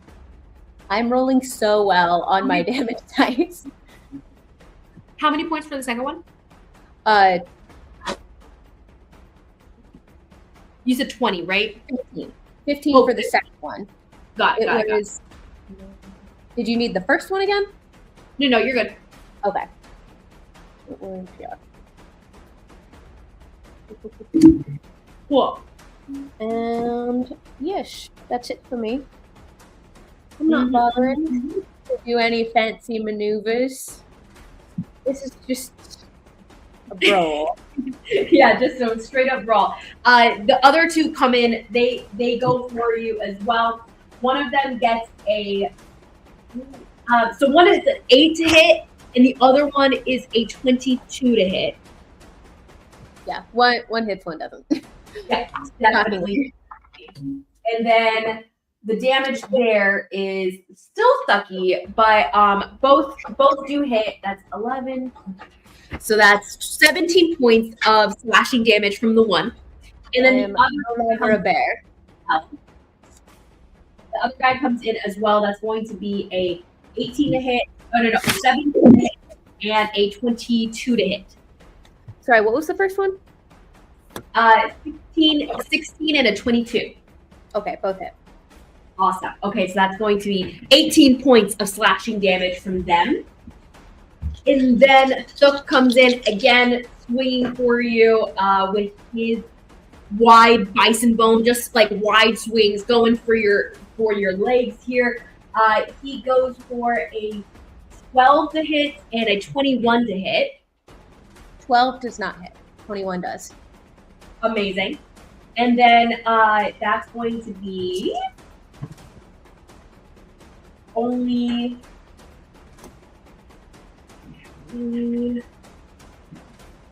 13 points of bludgeoning damage from the one that hits. Okay. He does start to he uses his bonus action, and you see his eyes get even more heightened, and he re-rages. He resurges his rage, and now he chooses to frenzy. So you see him like start to froth at the mouth as he gets further into the fight. Both of his friends next to him are just like, "Oh, whoa, Thuk, cool down," and Thuk is just getting into it. He is fully there. Your turn. The two guys did pull out weapons, right? They do. Okay. They have weapons. Okay. In which case, I'm gonna drop the cloak and pull out my axe. I thought we were keeping this friendly. both of them laugh, and they look between each other, and they have no issue with this whatsoever. All right. I will take a swing with my axe at each one of them. At the little guys? Give them one each. And You said at the smaller guys? Yeah, the two smaller guys. Okay. Remember, if you feel like you're struggling, you do have a squirrel friend there to help you. Mm-hmm. He's hiding behind some bushes. You can hear him. Can the squirrel help me? He can. He's a level 15 druid in wild shape. I think I'm doing okay. That would be a 19 and an 18 to hit. Both definitely hit.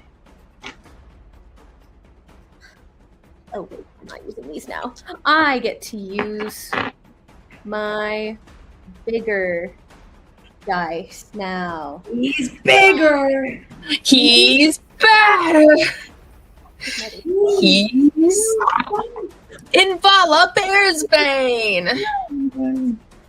I got double 12s on the damage. Nice. Amazing. So that's 18 plus 21 points apiece. That's amazing.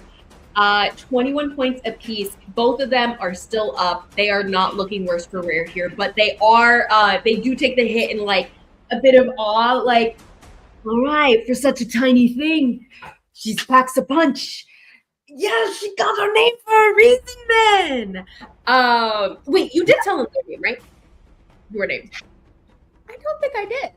Okay, so She's then wearing her Invala band though, so Oh, yeah. She got the necklace for a reason, man. And they just referenced the necklace around. That's going to be That'd be it for me. your turn. Right on. That's going to be them. They are going to make their attacks against you with their weapons. Same thing. And that's going to be a natural 20 to hit. And Gotten 3 crits. they definitely are rolling kind of well. That's going to be a 17 to hit, aside from that. Yeah. Go ahead. Okay, so both attacks hit. The critical is going to be 8 pressure.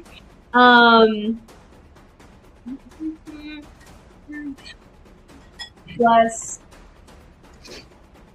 2. Goodness.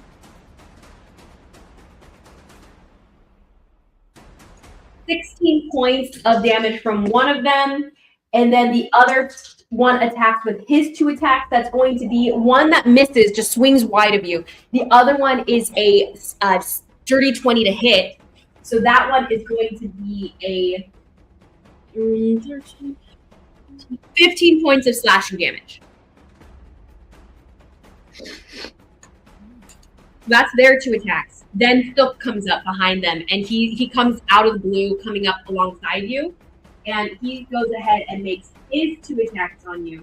That's going to be a 25 for one, so definitely hits, and then the other one's a 16. Does a 16 hit? 16 hits. Okay. So then that's going to be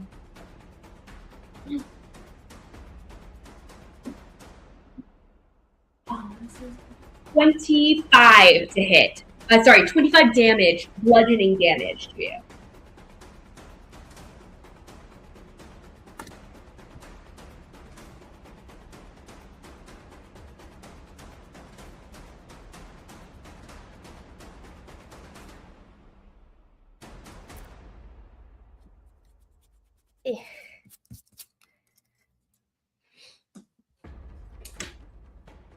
You feel like some of you starting to look a little bloodied. A little bloodied. You feel the bruising coming up, bubbling up under your skin over one shoulder as the bison bone just slams into you and echoes throughout your whole body. And then your turn, man. What would you like to do? I'm going to take 2 swings at the big fella with my axe. Now that I've made my point. All right, let's go. Let's go. That would be 25 for one, and then 18 for the other. Okay. 25 and 18 both definitely hit. Roll that damage.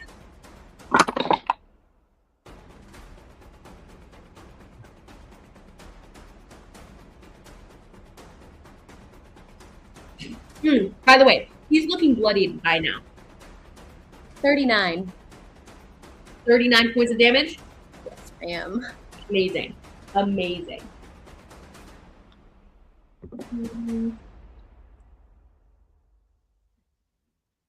Amazing. He is looking mighty rough, but like he's still not down yet. And he's looking at you like he is ready for this. Next is I will give you the chance to yield now, unless you want your ass knocked into the ground in front of everyone. Roll a persuasion check, but with disadvantage because they're alive. Yeah.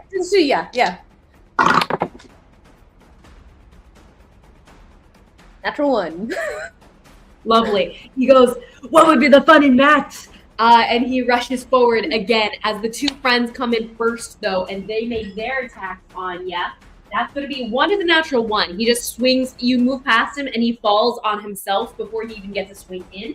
But the other guy, because of your distraction with the first, the other guy, his other attack swings low and hits your legs. So his second attack is a 24 to hit, and that's going to be 9 points of slashing damage. And then his friend comes in with his 2 swings. One also goes wide, but it seems to be some sort of feint. He doesn't even seem to try as you step past it. The other one, though, is a dirty 20 to hit. And in that case, it's going to be, that's going to be 15 points of slashing damage with the one.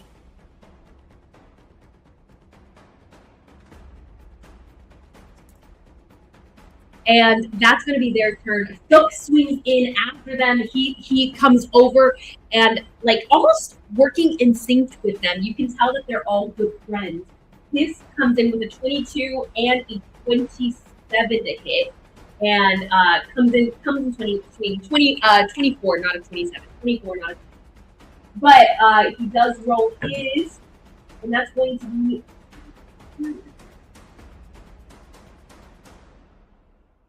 That's 22 points of. Oh, I'm so sorry. One is like a 20-something to hit, but then the other one it misses. It's a 16. Or does that hit? A 16 does hit. Oh, never mind. They do both hit. So that is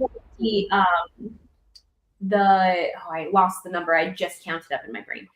It's just so many little numbers. Yeah, there really is. 22 points of bludgeoning damage there, but he makes his third attack as he is frenzied, and you can see that he's like frothing at the mouth here. That's going to be another really high natural 17, so he definitely hits. That's going to be this time 13 points of bludgeoning damage as he slams into you again and again, and he is having the time of his life. Now it is your turn, man.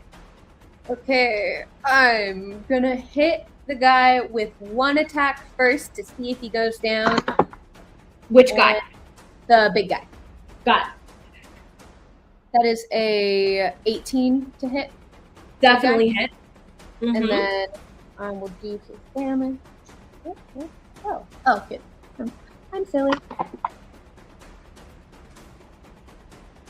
This D12 is going to go in a place of honor. It has rolled a 12 every time I have rolled it this session. Amazing. 21 points of slashing damage. 21 points. Is he still up? He is still up. Dang. All right, I'll get him again. Oh, he's barely hanging on. The both of you guys are like bloody and looking at each other. How is a 30 to hit? Still definitely hits. Go for it.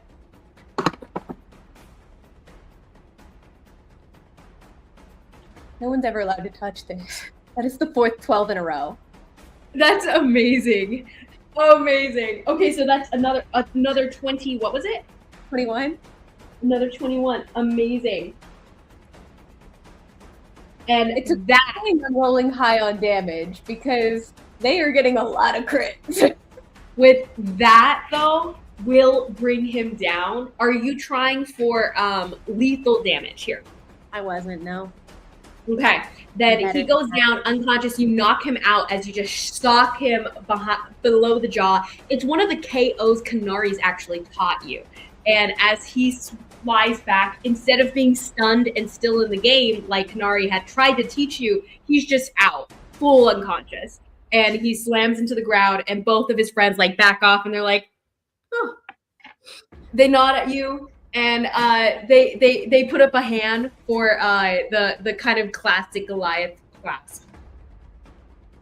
So we're done here? He goes, "Look, says you're in. If you bring him down, you're in. You wanted to talk to who?" Vamah. All right. You got your one-way ticket to talk to Vamah. Let's go. And he walks you in while the other friend kind of drags Hook up and like smacks at his face a little bit. He's like, hey, Hook, wake up. Come on, no man didn't punch that hard. And but the other walks you in. He goes, "You got some training in you. Where are you from anyway?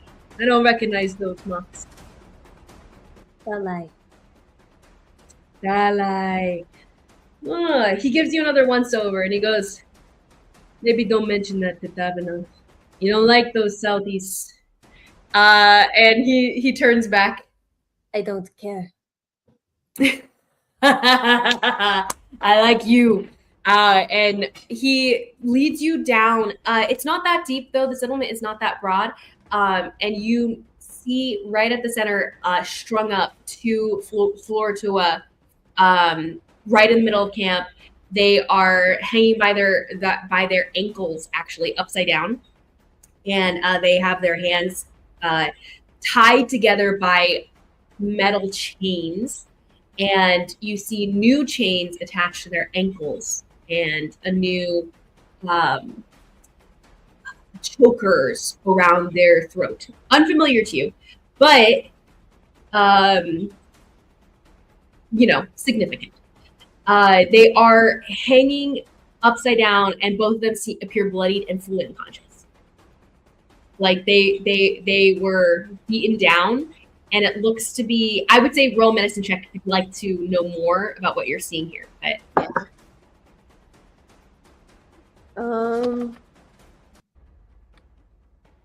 yeah, no, I don't think so. I got like a 7. Mm-hmm. Okay. Oh, I didn't mean to do that. On the walk over, I am just going to pull out my sending stone and just mutter under my breath. Yeah. Hey, Jess. About to do something dumb.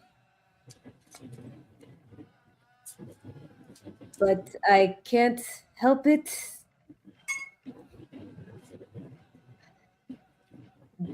Kalukigo took the twins. I'm a little rough from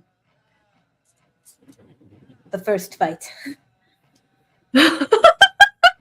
What a thought. What a thought. You hear him. Hold. Come on, Carl. What is this? What did I tell you? Yeah. Okay, I'm bringing them all. I'll get whoever I can on my way over. And you hear, I guess you wouldn't hear the ambient noises on the other side. But he goes, just don't die, as he goes. I'll try my best, but I'm at 46 hit points. As you walk into this conversation with Thavanoth, the chieftain of the Kalukiko tribe, you move deeper within. There are many Goliath that come out of their tents, their setup here, and just kind of stare at you appraisingly. But since you got past they're kind of giving you a bit of respectful leveled gazes kind of thing. Not full respect, but they're like, okay, she got past she's got to be made of something. And as you move past them, no one gives you trouble. So that is a factor here. And the Goliath that's at your shoulder is kind of waving anyone off who seems to want to step up and challenge you again. He's like, Doug already did it. Yeah. She took him down, man. He's out there snoring away the day. And he walks you forward to the tent. But first, on the other side of things here, Konari, what are you up to? Great question. I think Konari, my idea was for her to take a pretty broad sweep of the grounds, and she's really trying to hone in and see if there's anything else out of the ordinary, because she just has a feeling like I don't know, she's a feeling that her dad wasn't the only one trying to take advantage of the wards being down, so there's probably something else going on that she's trying to kind of sweep the grounds for. So okay, go ahead and roll me that perception check. Yes, ma'am. So that's a 22 for perception. 22. Yeah, definitely. First thing that you come across as you're sweeping through, and to your benefit, you do overhear the conversation between Ruthan and Zimit, where Ruthan goes off guffawing. You overhear different conversations of people gossiping about a missing concubine to the Ruthan household. You overhear just different conversations going on, different gossip, but significantly, you hear one person mention a servant who's sleeping on the job, which just is odd to you in the first place. And you find your way to a booth that's kind of tucked away behind. Actually, let me check the map. You find your way to a booth that's tucked away within the maze, actually, as you are directed towards where someone had said he was sleeping away, hidden within the maze that you guys had been in before. And near the estate, on the estate side of said maze, you find Fano, actually, unconscious on the ground, just tucked away, like leaning against one of the hedges, actually. And he has a cloak that's haphazardly thrown over his head as though he's like trying to block out the sun. Oh, I'm muted. What? Jared, you say something? I was about to. I thought you were about to say something there for a second. I was going to, but I was just gonna say, ugh, kid. And she's going to lay her hand on him and give him a health, 1 HP back to him. He seems to breathe a little bit better, and he seems to be choking. And from what before you could tell, he wasn't breathing very well. Now you can see him, like, with the little bit of health that you gave him. He seems to start to sit up and like shake himself awake. He seemed to be like barely conscious, barely alive here in a sense. As he's choking, he looks up at you. He goes, Miss Konari. I knew she shouldn't have sent you after them. You okay? It was fine. I'm good. It was not the most fun though. I don't think I'll get into this kind of job for a living. The first time you've been beaten up, kid? No one touched me. Oh. He's not bruised, as a side note. He chokes and he's spitting up. He's spitting up. It seems like vomit, but roll me a medicine check, actually. Okay. He is not smelling like a happy camper. 18. An 18, though, with an 18, you can tell that most of what he's choking up is water. And you're not super familiar with this. It's a novel death, especially coming from a desert area like you are. The way he's choking up water like this, it's more reminiscent of drowning. Interesting. But the area that he's in is all dry. But now that you make that association, you feel that his clothing is wet. What happened, kid? I don't know. It was dark, and I was following her, I think, and then she was talking to someone, and then I just couldn't breathe anymore. I was choking, and I couldn't see anything. You didn't really hear anything? No one. I didn't see anyone. No one said anything to me. I was hearing them talk. It was him and her and another woman, and they were talking about something. But I had gotten a little closer enough to hear, and that's when. And you didn't overhear anything from the two of them? I'll go ahead and give him a perception check. A natural 1. No, I'm sorry, Miss Konari. It's fine, kid. Not everyone's cut out for this, you know. Yeah, You're a little too soft, unfortunately. I agree.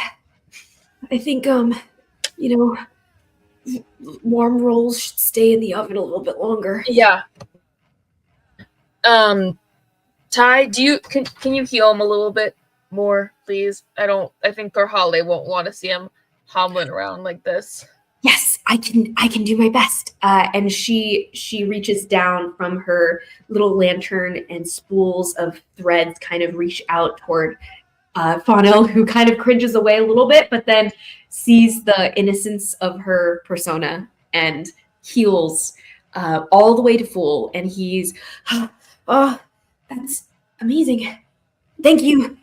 Oh, yes, of course. You're welcome. I'm glad to be of help. How can I be of assistance? I feel like Baymax over here. I almost said that, actually. I was like, that doesn't feel perfect there. But turns to you, Konari. Perhaps we could send him back inside. He looks like he needs some hot cocoa and something to eat. Yeah, Funnel, go rest somewhere. And if anyone tells you, gets mad at you for slacking, tell them to take it up with me if they want. All right. If they dare. Goodbye. Gets up and limps away. Kind of still water. It's still like stuck He's up. He's not dead. That's good though. No. Because of Zimit's death ward, it stopped him from dying outright. But purely because he's just a random citizen, he wouldn't like get up and walk that off. Totally. Get killed, walk it off. No, anyway, yeah, okay. Well, I found Funnel. Okay, great. He is now traumatized.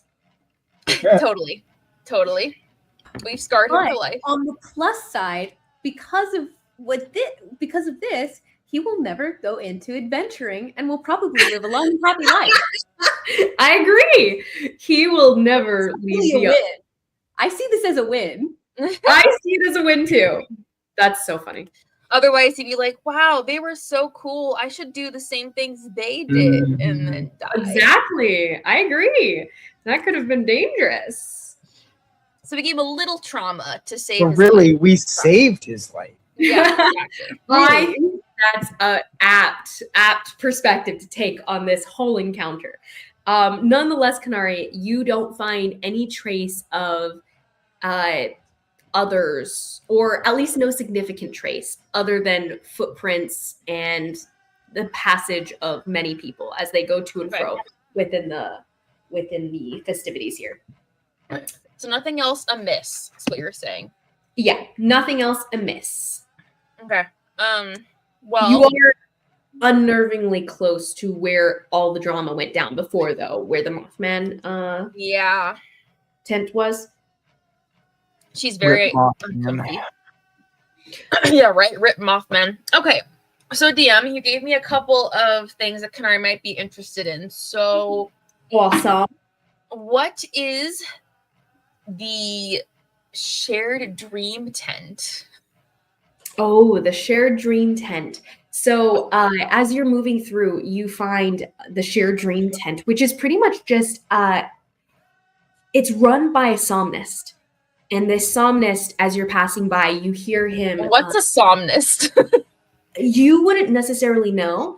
Okay. He calls himself the somnist. That's pretty much all you know. Okay. And he goes, I will lead you down the path of dreams and understanding, epiphany. You will understand more about yourself, more about your path, your truth, by sleeping here. And he passes you, he sells different types of blankets. They'll give you different types of dreams. And some of them are more expensive than others. And the ones that are more expensive will give you more information about you and your path and who you are as a person. Roll me an insight check. Okay. What were you saying, Aaron? It's a sex thing. That's hilarious. Makes sense why Konari doesn't know about it. No, I'm just kidding. Dirty 20. Dirty 20. You can tell that this guy is talking out of the side of his mouth a little bit, but you can tell it's a very mesmerizing tone of voice. And that if you let down your guard around him, he could talk you into doing things or thinking things or believing things. He's a hypnotist. Ooh, interesting. Mm-hmm. So he's telling them, though, that he will put them to sleep and they will have interesting dreams. So you're not necessarily sure. I would say with your 20, though, you can tell that he's not necessarily trying to hurt people, but there might be some extra coin out of their persons than they might have expected here and there. Mm-hmm. He's offering to put people to sleep so that way they can find out about themselves, basically. Yeah, exactly. And he claims that they will have a perfectly lucid dream that they will wake up with, and that dream will have the information that they seek. Okay. Konari is very psyched out about the fact that someone else basically tried to put her in a coffin and do something, read her future, and all that happened. But still traumatized, I understand. If she can find out information about Zhen Yin. You hover for like maybe a minute longer as you're kind of curious but like distasteful about the scenario. You overhear him. He opens up a small packet, like a small booklet of old notes. They look decrepit. They smell old, and they smell like they're almost like falling apart at the seam. Just dusty old notes. And he starts to read words mispronounced entirely, but they hold power. You hear Corey words that he's speaking as the people start to fall asleep. As he's leading them into slumber, he's speaking these words that sound Corey in origin. Konari's gonna interrupt him and be like, "Where'd you get that book?" And everyone shakes awake. And he goes, come, sleep well. Voice you hear, and he's glaring at you, is but a dream. And he points at the front desk, and there's like a young lady there that you just totally bypassed, and she's like waving at you. I can sign you in. And she just quietly. I don't want to be signed in. I want to know where he got the book from. All the people start to restlessly turn over again, almost shaken awake, and he goes, "Oh yes, the book of slumber that you all hear every evening you sleep. It was given to me by the great psalmist of old, and of no concern to any of you as you sleep. When I count to 3, you will all find yourselves unable to hear anything at all. 1, 2, 3. All right. What do you want? Where did you get the book from? What book? The one you're reading out of. This is not a book. Can you feel the sense of someone shaking their hand in front of your face? You're blind. All right. Yeah, I bought this book from some vendor down in where was I? I was in Ruthan province, some undermarket there. Someone was selling it. They said it had the power to make people sleep, and I saw, opportunity. I'm only telling you this because you look like you might beat me up. That's a fair assessment. It's mine. You can't steal it. I'll report it to the guards over there. Dude, do I look like I'm scared of the guards? He just kind of leans back away No, from it's fine. I'm not gonna steal it, but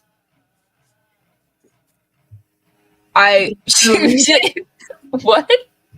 You want to read it? He laughs to himself. I mind link, or I guess I don't have to mind link to Ty, but I say to Ty, "Is that book of any interest to you?" I don't know what it does. I mean, really. And he goes, "Oh, what's that?" And his attention now drawn to the kind of lit up insides of the lantern here. And he goes, "Now that is a creature I've never seen before. You attached to it?" And he kind of like walks around you in the lantern. "I've got 50 gold to put down for this little one." And she goes, no, not for sale, not for sale. Yeah, Konari, take it. What? Ty wants her to just take. What is? Are you under the control of this tiny creature? If you want, I know a great spell to destroy any curses, any spells put upon you, any enchantments. Don't I, girl? And he calls out to the girl at the front desk, and she goes, "Oh yeah, he does." Unless you want me to disjoin your favorite member, I would not threaten her. He's like, okay. Goes and sits down again, and he goes, "How about this? I'll give you 50 gold for the book." 50 gold? This is my whole life. Of course, it has to be at least 1,000. Oh, please. How much money could you possibly make from this? 1 gold a pop, 2 pops a person, 2 pops a person. 3 people of interest. Okay, I can go down to 800 gold. That's as far as I can go. I don't have any kind of money. What kind of money do I have? Konari, we have 9,800 gold. Yeah, I'm gonna give 800 to this I was guy. gonna say she's gonna go 1/10 of it. We have gold? Not well, yeah. It's okay. Zim is dealing in all sorts of things that none of us know about. Apparently, he doesn't need our money. I'm just Nah, I'm teasing him. I'm just saying, we're not using the money for anything. Why Might not? as You just have to go get it from Carly.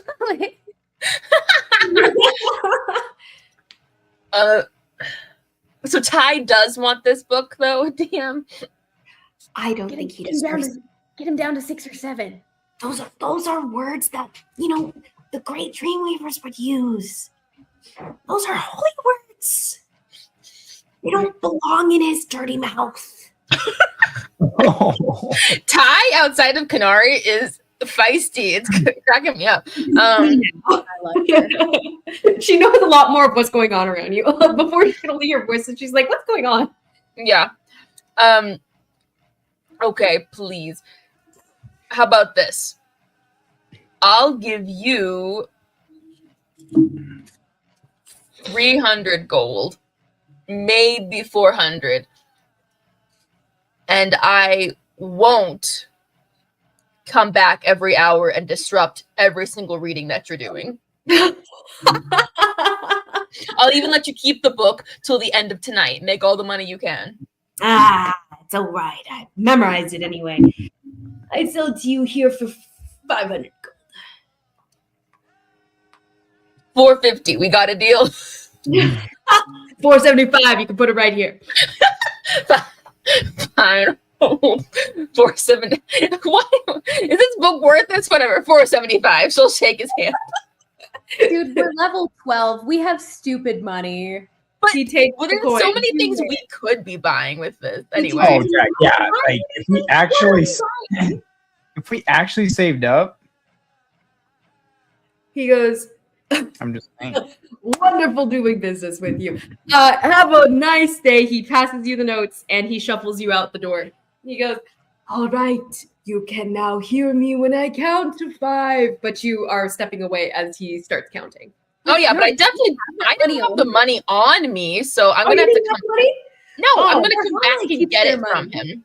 Oh, okay. Then he shuffles you out, holding onto the book, and then can't wait till I see the money. Same difference, shuffles you out. Totally.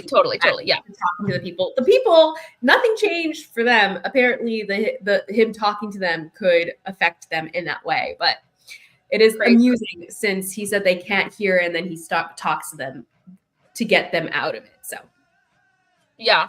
Okay. Then just really quickly, what is the? I'm just curious about these things that you've got listed here. They seem I appreciate it.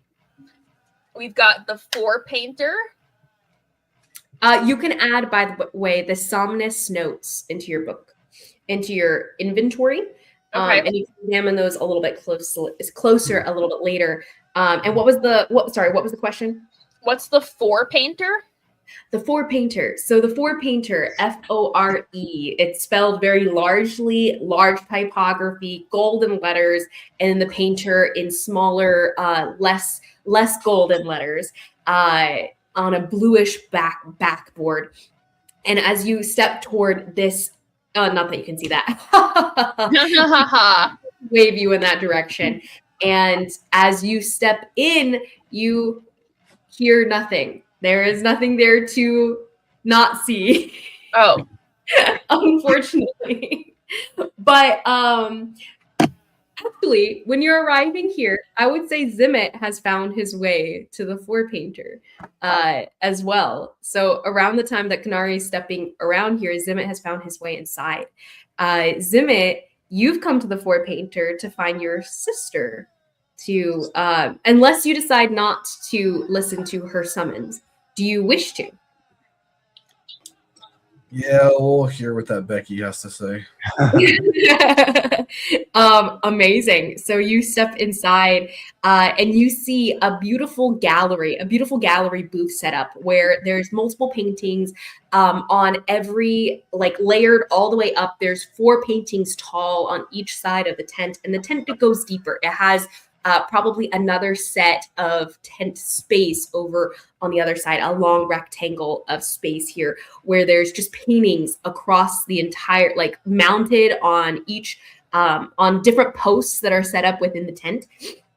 And each painting are oddly familiar. And as you're walking about, you can recognize them as people here within the crowds of the festivities.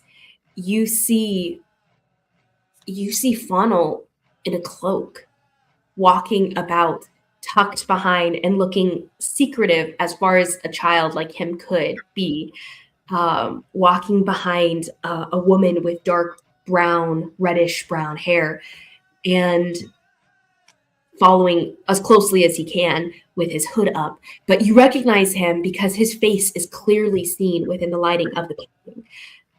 And it's odd to you because that happened, it must have happened just this last night, but he couldn't have painted that. And for it to have been dried at this point, it's oil paint. It's thick and it's fully dry. And as you're starting to look at all the paintings, all of them seem to be of faces that are currently here in the crowds, though these paintings would have had to have been painted at least the week before, if not earlier than that. But since there's so many, it's very odd. And then you see a young woman walking about the tent, and she's kind of guiding people to different framed paintings. She goes, "You know, I saw you here, top left. You seemed like you had a dream and you were thinking about it. I hope you find it. 300 gold. And she continues. She's leading people to different paintings that show their faces. And in moments that they all seem to recall, and someone goes, "Oh, it's me. And you." And he goes, "My wife cannot see this."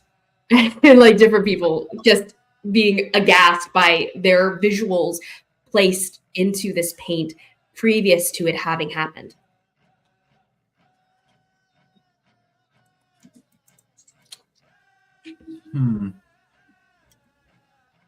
I'll walk up past all of them and be like, "It's not worth the 300 gold."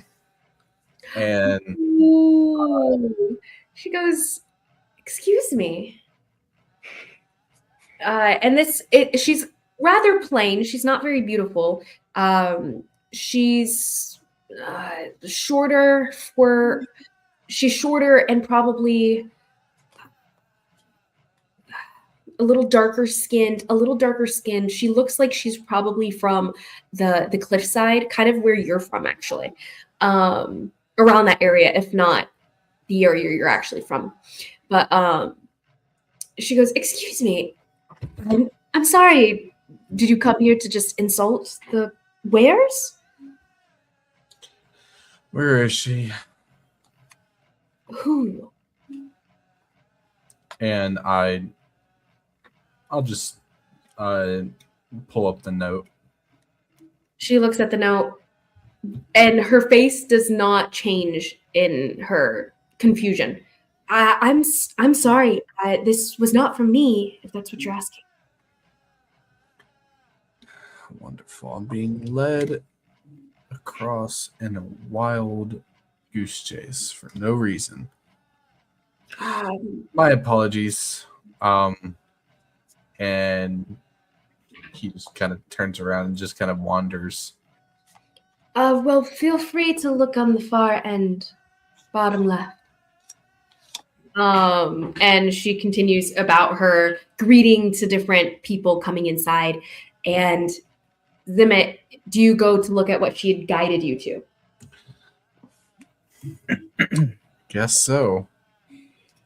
Yeah, you find yourself in the lower corner, and you see yourself talking to your sister, but in a location that you're not necessarily familiar with. It looks like there's tents around you, but you are not familiar with it because the last time you spoke to your sister, it was within the maze.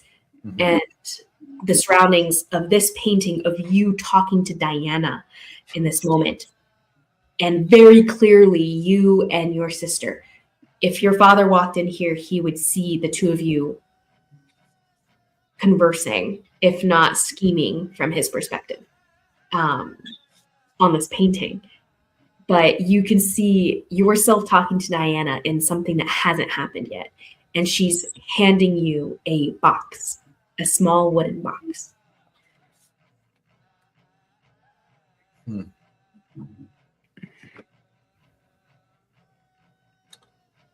Yes, I'll just continue watching until it goes away. Do I notice anything like in particular about the surroundings or about the box that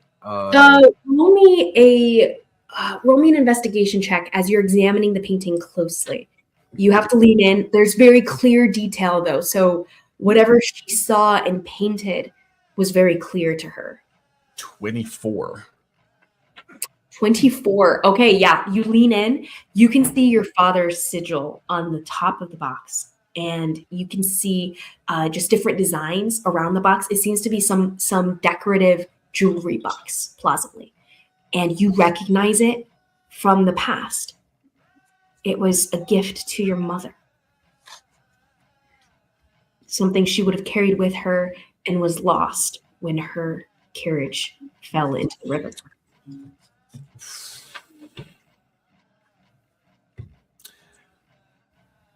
Do I know where this is happening? The meetup? Yeah, roll me a perception check. I'm walking in. Hey, Zimmet. Man, you stink. What is this place? It's so quiet. What is your roll? Natural 20. Natural 20. You recognize the spot behind the tent immediately. It's off to the north side of the entire festivities. It's off to the north side, and it's within some of the living areas, actually tucked away. And you're familiar enough. No. You actually are not familiar with where your parents would have been situated, but where your father would have been situated. But this was not like one of the nicest parts of the setup, so maybe not where he was situated, but you can't be for sure. But you do recognize it as somewhere you passed as you were ambling about looking for Aldrich, as Konari comes up beside you. Well, this isn't the place for you, I must say. I can be wherever I want, thanks. I mean, I guess you could stand here and look at the paintings all you want. Paintings. Ah, I see. That's pretty boring. I'm sure it's just people too important and full of themselves to really just have the money to pay people to stare at them. Yeah, I'm also on a wild goose chase for Diana again. She is being difficult, as per usual. Oof. I'm glad I don't have siblings. Honestly, that's why I'm trying to kill them all. Fair. Would you like to come with me? You want to kill my siblings too? I'm gonna be honest, because I'm usually honest. I will if you want me to, but that sounds boring, and I'd much rather kind of keep walking. But if it's gonna be a fight, then maybe. I mean, it could very much so end up in a fight. That's a good possibility. Also, you're usually honest. Sure. Wait. Sorry, that's called sarcasm. I'm like always honest. It's a fault of mine. People often say, be a little kinder, Konari. No one wants to hear the truth, Konari. And I'm like, then they should just toughen up. Oh, yeah. I was saying that you are, yes, brutally honest. That was sarcasm. Oh, I thought you were sarcasm about me telling the truth because you thought I lied. Never mind. Okay. That one went right over your head. That's okay, though. Yeah, you must be aiming pretty high then. I must have been, I guess. Would you like to stay and look at the paintings any longer? No.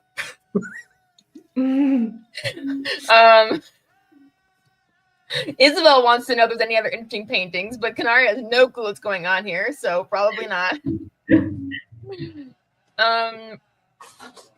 Are there any sculptures that she can go and put her hands on? Does Zimit see any of the other party members in the paintings? That's what I... Well, does Zimit see? Zimit, do you wish to see? I will look. I cannot tell you if it's going to be good or not. Roll investigation check as you're exploring the paintings. Because a lot of them show like multitudes of faces, so it's hard to tell sometimes. It's like spotting the blue Smurf. 3 plus 6 equals 9. Oof. Yeah, so you're looking about, and without her leading you, you could not find yourself. You wouldn't have found yourself, much less someone else. I can't find anything in here. It's kind of like a maze. All right. Well, sorry, my puns are on it today. Yeah, so funny. I will go with you if you want, but I have other things I want to look at. Or, well, how can you look at them? What? What? I said, how can you look at them? Not actually look at, just, take in my own way, okay? All right. It's fine. You can be into that. What? What? What did you say? Nothing. Let's go. Okay. Whatever. I'll go with him, but I still have other things I want to look at, so. Okay, so as you guys stepping outside into just the chaos of the festivities and people rushing past you and different excitements, you do know exactly where you're going because of your role from before, Zimit. So you beeline through the crowd, pushing past people. Some people going, hey, watch where you're going. Some of them just moving past you because you look like a man on a mission. And you make it to the spot where Diana is. But before we get there, Shy Sprout, where are you at right now? I was looking at Le River. Le River. So as you walk out to the river, you find the gate that's actually blocking you is large enough that has small enough brackets, small enough holes that you would have to shrink down yourself to be able to go through. Do you wish to spend your animal shift on this? Yeah, I've been a squirrel for the past hour watching Karhale got beat up. So at that point, I'll just stay as a squirrel. Four. Nathan, you are such a turd. What the heck? Okay, I mean, it is a 15th level druid. Lies. He did. I guess he was telling the truth. Harley asked you if you could do something. She asked you to get Jaskier, and you didn't. Yeah, and you turned around and there was a squirrel. And he spoke to you. You don't know what he said, but He told you exactly where Shy was. She asked Shy to do something, and he just stood there and did nothing. He just He was stood. like- That little squirrel stood there menacingly. To be fair, Nathan's general bias towards Karhale is that she'll be fine. Fair. She just wanted Jaskier to watch. So funny. but is yes, River. funny. Just a little as Karhale is drawn deeper into the Kalukiko tribe settlement, you rush off toward the slats of the gates here, and you slip your way past one of them as some of your little squirrel friends are waving you over, and they go, "Over here, Shy, over here." And they rush over to the water's edge where the brook looks a lot larger than it does in life. And this brook actually wraps around to the other side of the estate as well. And you assume that the reason that the Kalukiko set up near here was because of the water that they would have easy access to.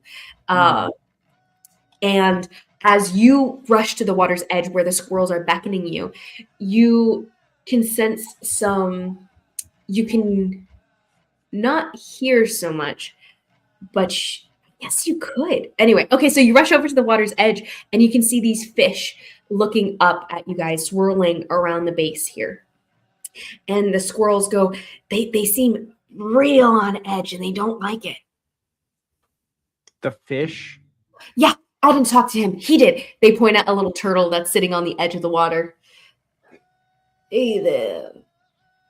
They were talking to me. This guy is smoking a blunt on the side of the. He seems to just like draw his head slowly in your direction as he says this. Oh, hello, sir. Just one quick question. I was looking at this Pebble stream, and some of my friends said that you said they were concerned. Slow down there, fellow. So fast there, fellow. What was the question that you asked me, little fellow? Oh, I was just asking if you had seen anything in the water, or like why people were stressed, or anything like that. Mm-hmm. Well, these fish tell a tale of magic, a tale of death, a tale of power beyond all of our understanding.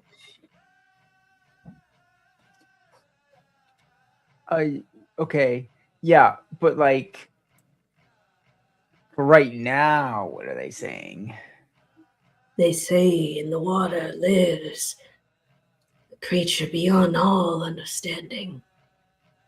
A creature that we would not do well to abide in our little pond. Wait, oh shoot, what's my guy's name? What's my Kraken's name? Your Kraken's name? Yeah. Oh, Harm. God. That's right. Oh, wait, did Harm get out? I do not know this harm. Oh, But you would know if she got out. Yeah, okay. This creature is water itself. Surrounds all of us now. And he kind of leans his head out of further away from his shell. He stretches his neck and touches at the water and recoils. Goes, waiting. Perhaps if you speak, it will answer. Okay. She does not listen to my calls, though I am powerful here. Hello, oh powerful spirit. Your voice. I was just like passing by, and I heard the fishes were consternated. So I wanted to just come by and say hello. Roll a d20. Just a single d20, Add your persuasion modifier. which is 0. You mean? I That assume is 18. an 18. An 18. That's actually relatively okay, but That's pretty good. Nonetheless, let me double check. No, no, Why are you Elvis now? Yeah. You hear no response. As I tell you, no response to us, little people. So what exactly has gotten the fishes all riled up if she's not really answering anybody? Perhaps it's that she don't answer. Perhaps it's that this is an invader of our territory. Oh, so she's not normally here, like she's just visiting, passing through the area? I would hope so.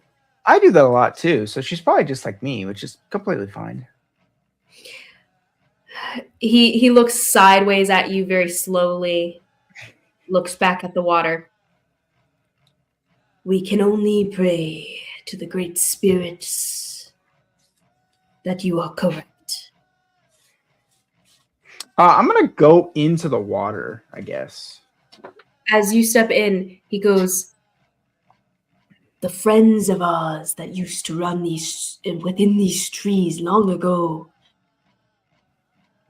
they took their own time and their own lives to vanquish such creatures of old. I don't like that one is here anyway. Well, maybe she's more friendly this time. A lot of times the children are more friendly than the adults because the parents are super like grumbly and cranky when they get old and like they kill people for, fun. But a lot of times the kids are like, oh no, we have to be revolutionary and modern and blah, blah, blah, blah, blah. Hashtag save the trees and all that. He goes, you are young. Perhaps you know better than this old one. But I will at this point I'll transform out of scroll form. And I'll go deeper into and see if I can sense anything in the stream. Okay, as you appear and start walking through the stream, the tortoise looks up at you and he nods and he goes, friends of old still run our trees. And he's looking at you. Yeah. Yeah, that he's referring to the druids and that you are one of them in his mind. But he, the turtle that you see behind you, seems to stick his head into the water and say something to the little fish inside, and they start to swim away. And yeah, but you start to walk up this little brook here, and the water starts to pool a little bit. The higher you get, there's the land kind of levels out a little bit for a bit of a wider stream. And when you get to this wider stream that's closer to the dueling grounds and closer to the settlement, actually, where you can hear chanting from a distance, you roll me. Well, what do you do? So I don't really feel anything, or like I just hear the chanting. Roll me an insight check as you try to kind of connect with the ground around you. And perhaps more so the life that surrounds you, the trees and the tittering birds and the insects that crawl along the bank. Insight is an 11. An 11. All of them, all you can sense is attention, similar to what the turtle had communicated to you and similar to what the squirrels have communicated to you. You can hear all of them tittering and all of their knowledge, and one big spook will get them all to just run basically. They're very nervous, but this is also their area. Nothing seems to be happening. So they're staying, but they're tense. From what you can tell, something's here, but it's not here. Am I gathering that this has anything to do with the, like, is this its own, like almost in a meta way? Is this its own thing, or is this have any association with what's going on at the... Roll an intelligence check.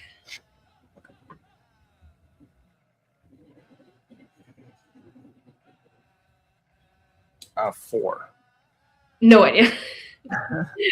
No clue. What do you say out into the open where all your friends of the forest are nervous about something that shouldn't be here but is, but yet you can't see? What would Shy do in that scenario? Well, I mean, if anybody wants to come visit, I'm creating an aquarium. I'll have to like make a river up to it, so just let me know if anybody's like scared, wants to sleep over. But otherwise, scary spirit monster. I hope we can be friends, and I'll start walking away, I guess. Okay. With you saying that, you feel a change, a shift in the air, and almost the tingle of what you associate with magic. And then you hear, a friend? How do I know you are a friend?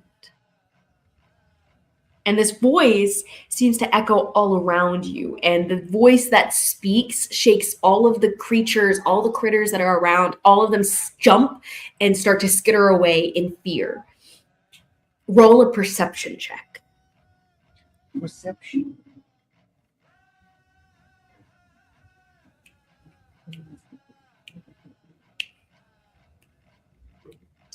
Uh, 24. A 24. That's really good. As the voice speaks and your eyes are cast about and you're trying to track the echoing voice that's almost displaced within the trees here, your eyes lock on to the spray of water as it's cascading down one of these small, like rocky almost drops where the stream keeps on going downhill. You could see the spray lifting up into the air, and it's casting this rainbow look, this rainbow from the light that's coming through the canopy of the trees. And the spray itself that's hovering in the air constantly because the water is always running. However, it's broader than it should be. And that rainbow form seems to take on a shape. You can see a form that is in the midst of the water. Well, I mean, if you're my friend, then I guess I'm your friend. So isn't that kind of how it works?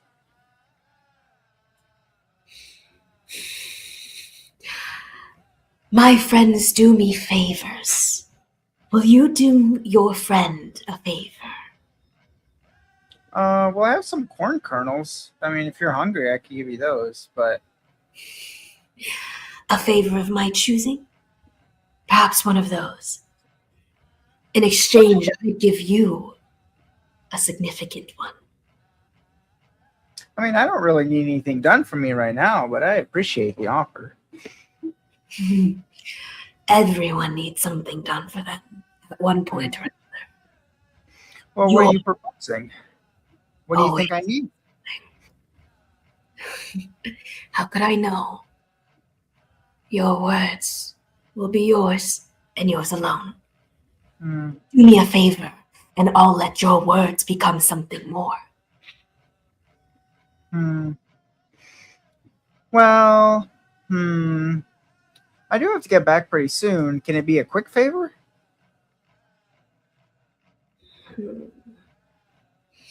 Relatively quick. I need a bottle.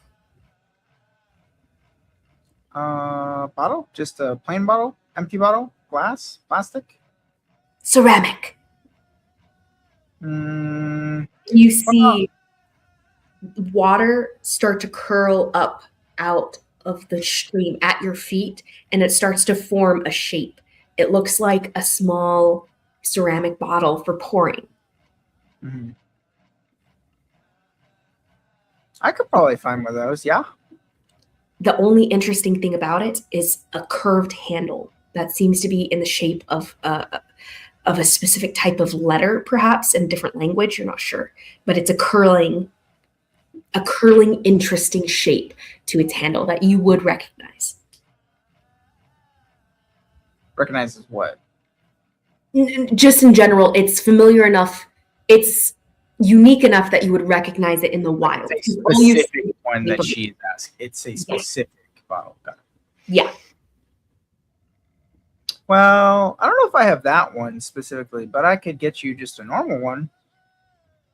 Find it, and I will give you words made into reality.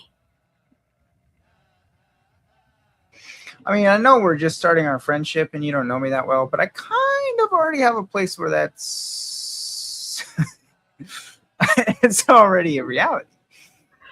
What does that mean?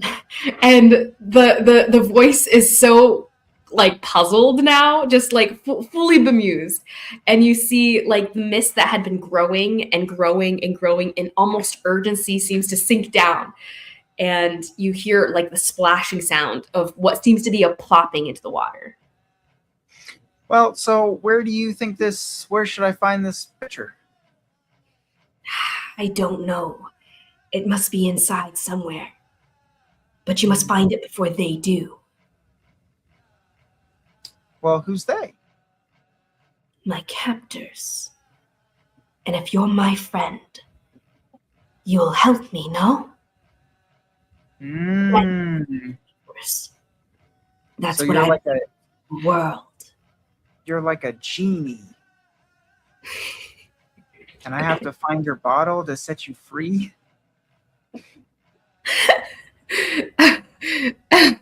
She does start laughing, chuckling. Sure. Let's think of it like that. I mean, I'll try to find it, but no promises. I've never seen this before. I will not be here when you return. I'll be further up or downstream. You'll have to find me again.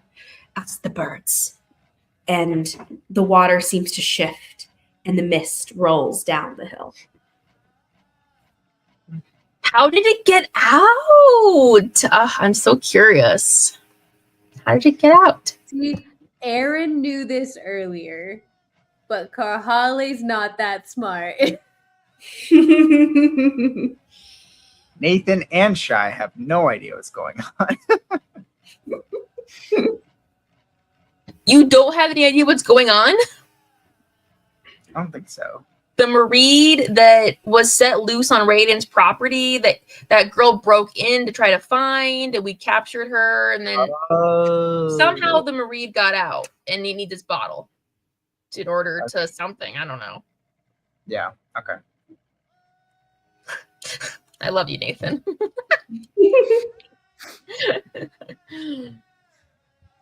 Oh my. Well, isn't this interesting? Quite. And with that, Mr. Shy, as you do venture back inside, where do you go off to from here? I'm going to go to the kitchen to see if I find any bottle that looks like that. Okay. Roll me a perception check. We will come back to you with your perception check. So keep it in mind for when we come back to Shy Sprout and his ventures within the festivities. But circling over to Karhale and Thavanoth, as Konari and Zimit move off to meet with his sister once again. A second round with the same two people involved. We have Karhale, who ventures to speak with the chieftain of the Kalukigo tribe. Someone she's spoken to before. She steps forward. The tent that you see in front of you. No. The tent that you see in front of you, the hanging hides are made of different animals. Bison, some of them are deer, some of them are elk and moose, but all of them make a beautiful design but yet dissimilar to what you're familiar with, your hometown. They used more furs. These seem more like plains animals somehow. But as far as you know, Rowan is a mountainous region, so perhaps it's mixed, or perhaps they venture past their own borders. But you step through as the Goliath that leads you in gives you a little bump. And he goes, "Hey, this looks at you for a name. Probably should have, his face looks like he probably should have gotten it before. Bearsbane.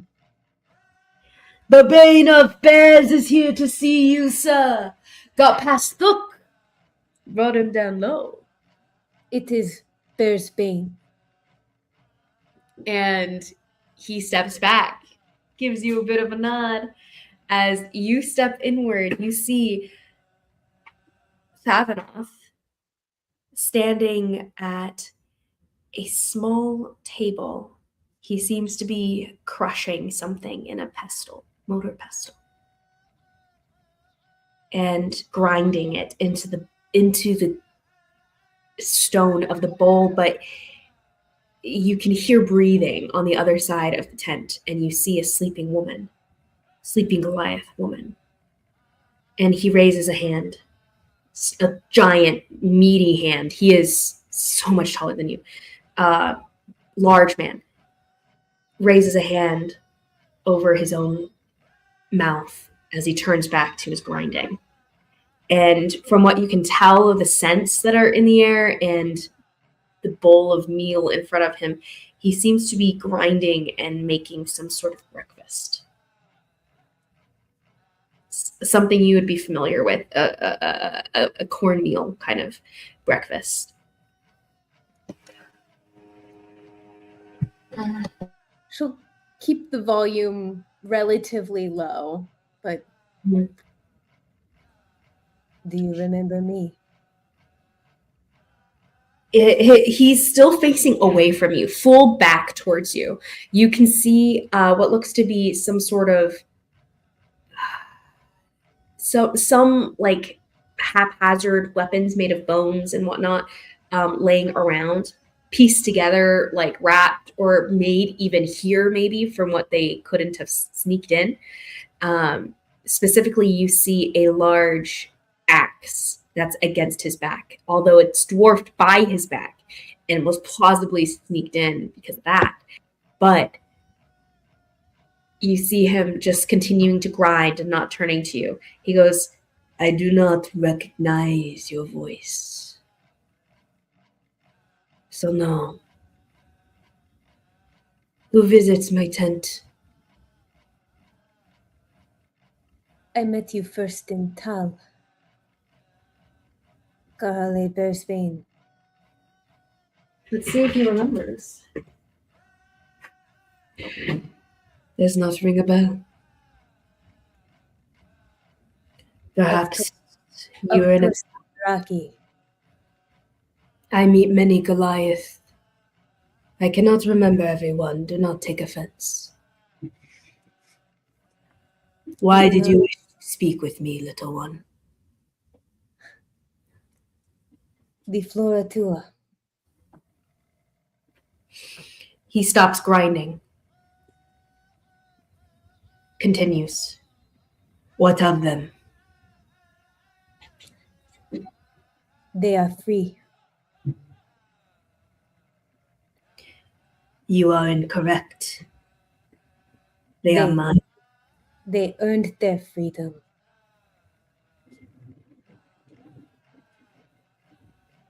They do not have markings of such. They are marked as slaves. He turns. Finally, he starts to turn and he places the motor and pestle on the table with a heavy click. Do you ask to buy them? Or do you ask to fight for them? They paid for their own freedom in blood. How? I will fight if I need. I thought you might have enough honor to release some of your own, but I suppose knowing your business with the Aljavers, I should know better than to ask for that. You do not have that kind of honor. He stands up straighter at the name. He goes,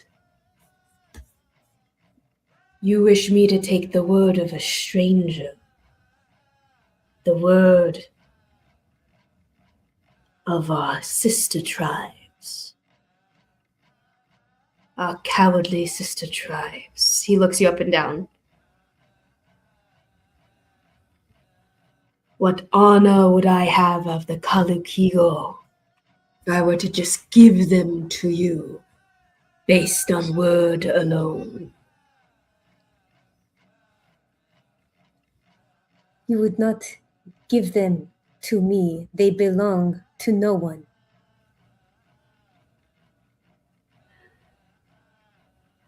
He gets closer. He starts stepping towards you. It is pressure as he steps closer.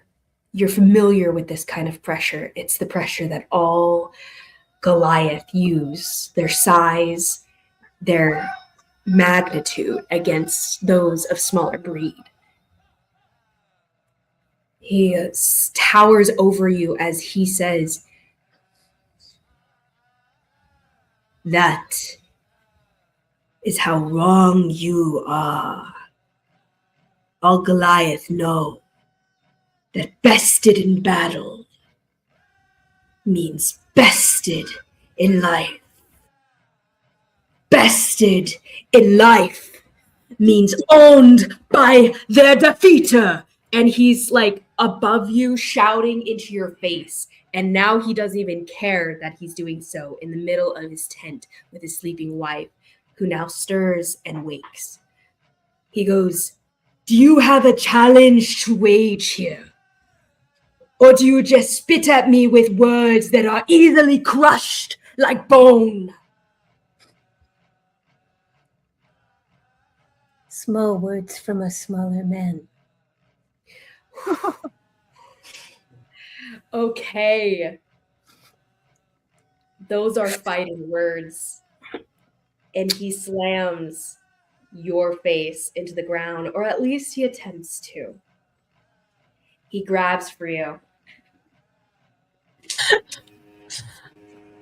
I did think we were going to talk some terms, but Well, that's all right. you won. Yeah, no. It's totally fair. It is totally fair. Do you wish to say anything to try to avoid for this to escalate to full conflict? Because those words were exactly the kind of words that you know start fights. Mm-hmm. Mm-hmm.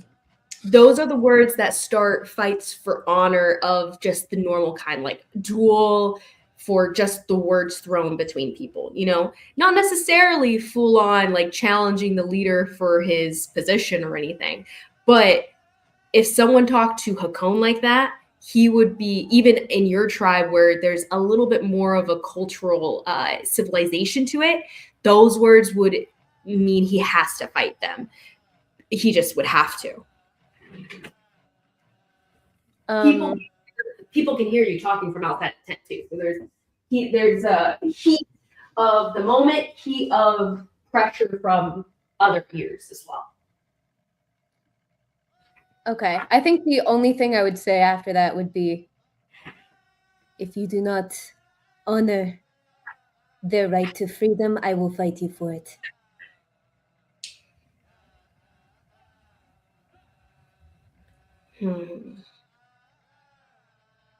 Roll a persuasion check and see if he considers.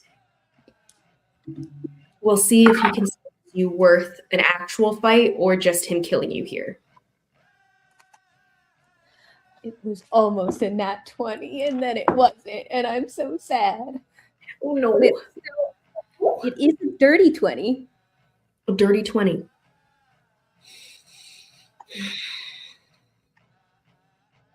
I'll roll for him.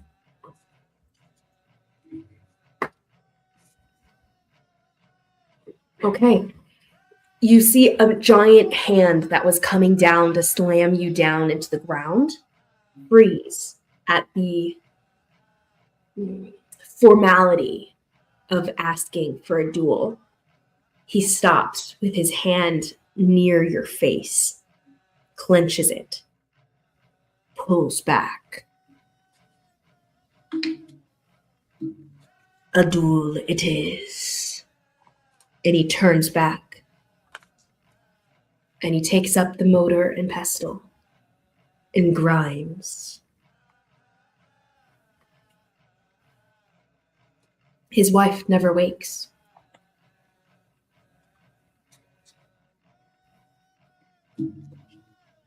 I presume you are all at least civilized to be fighting at the changing hours, dusk or dawn.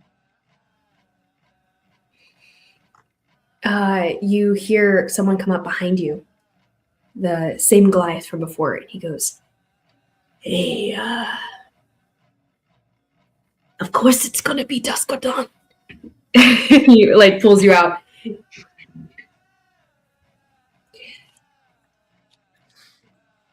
He goes, oh, you are brave.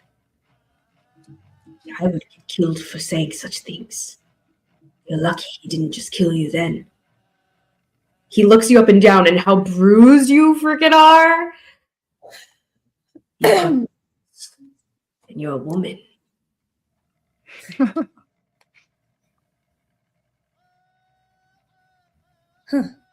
You're that kind of person sometimes. And like all the Goliath around start like hooting and hollering and patting you on the back, and they go, whoa, he didn't just kill you?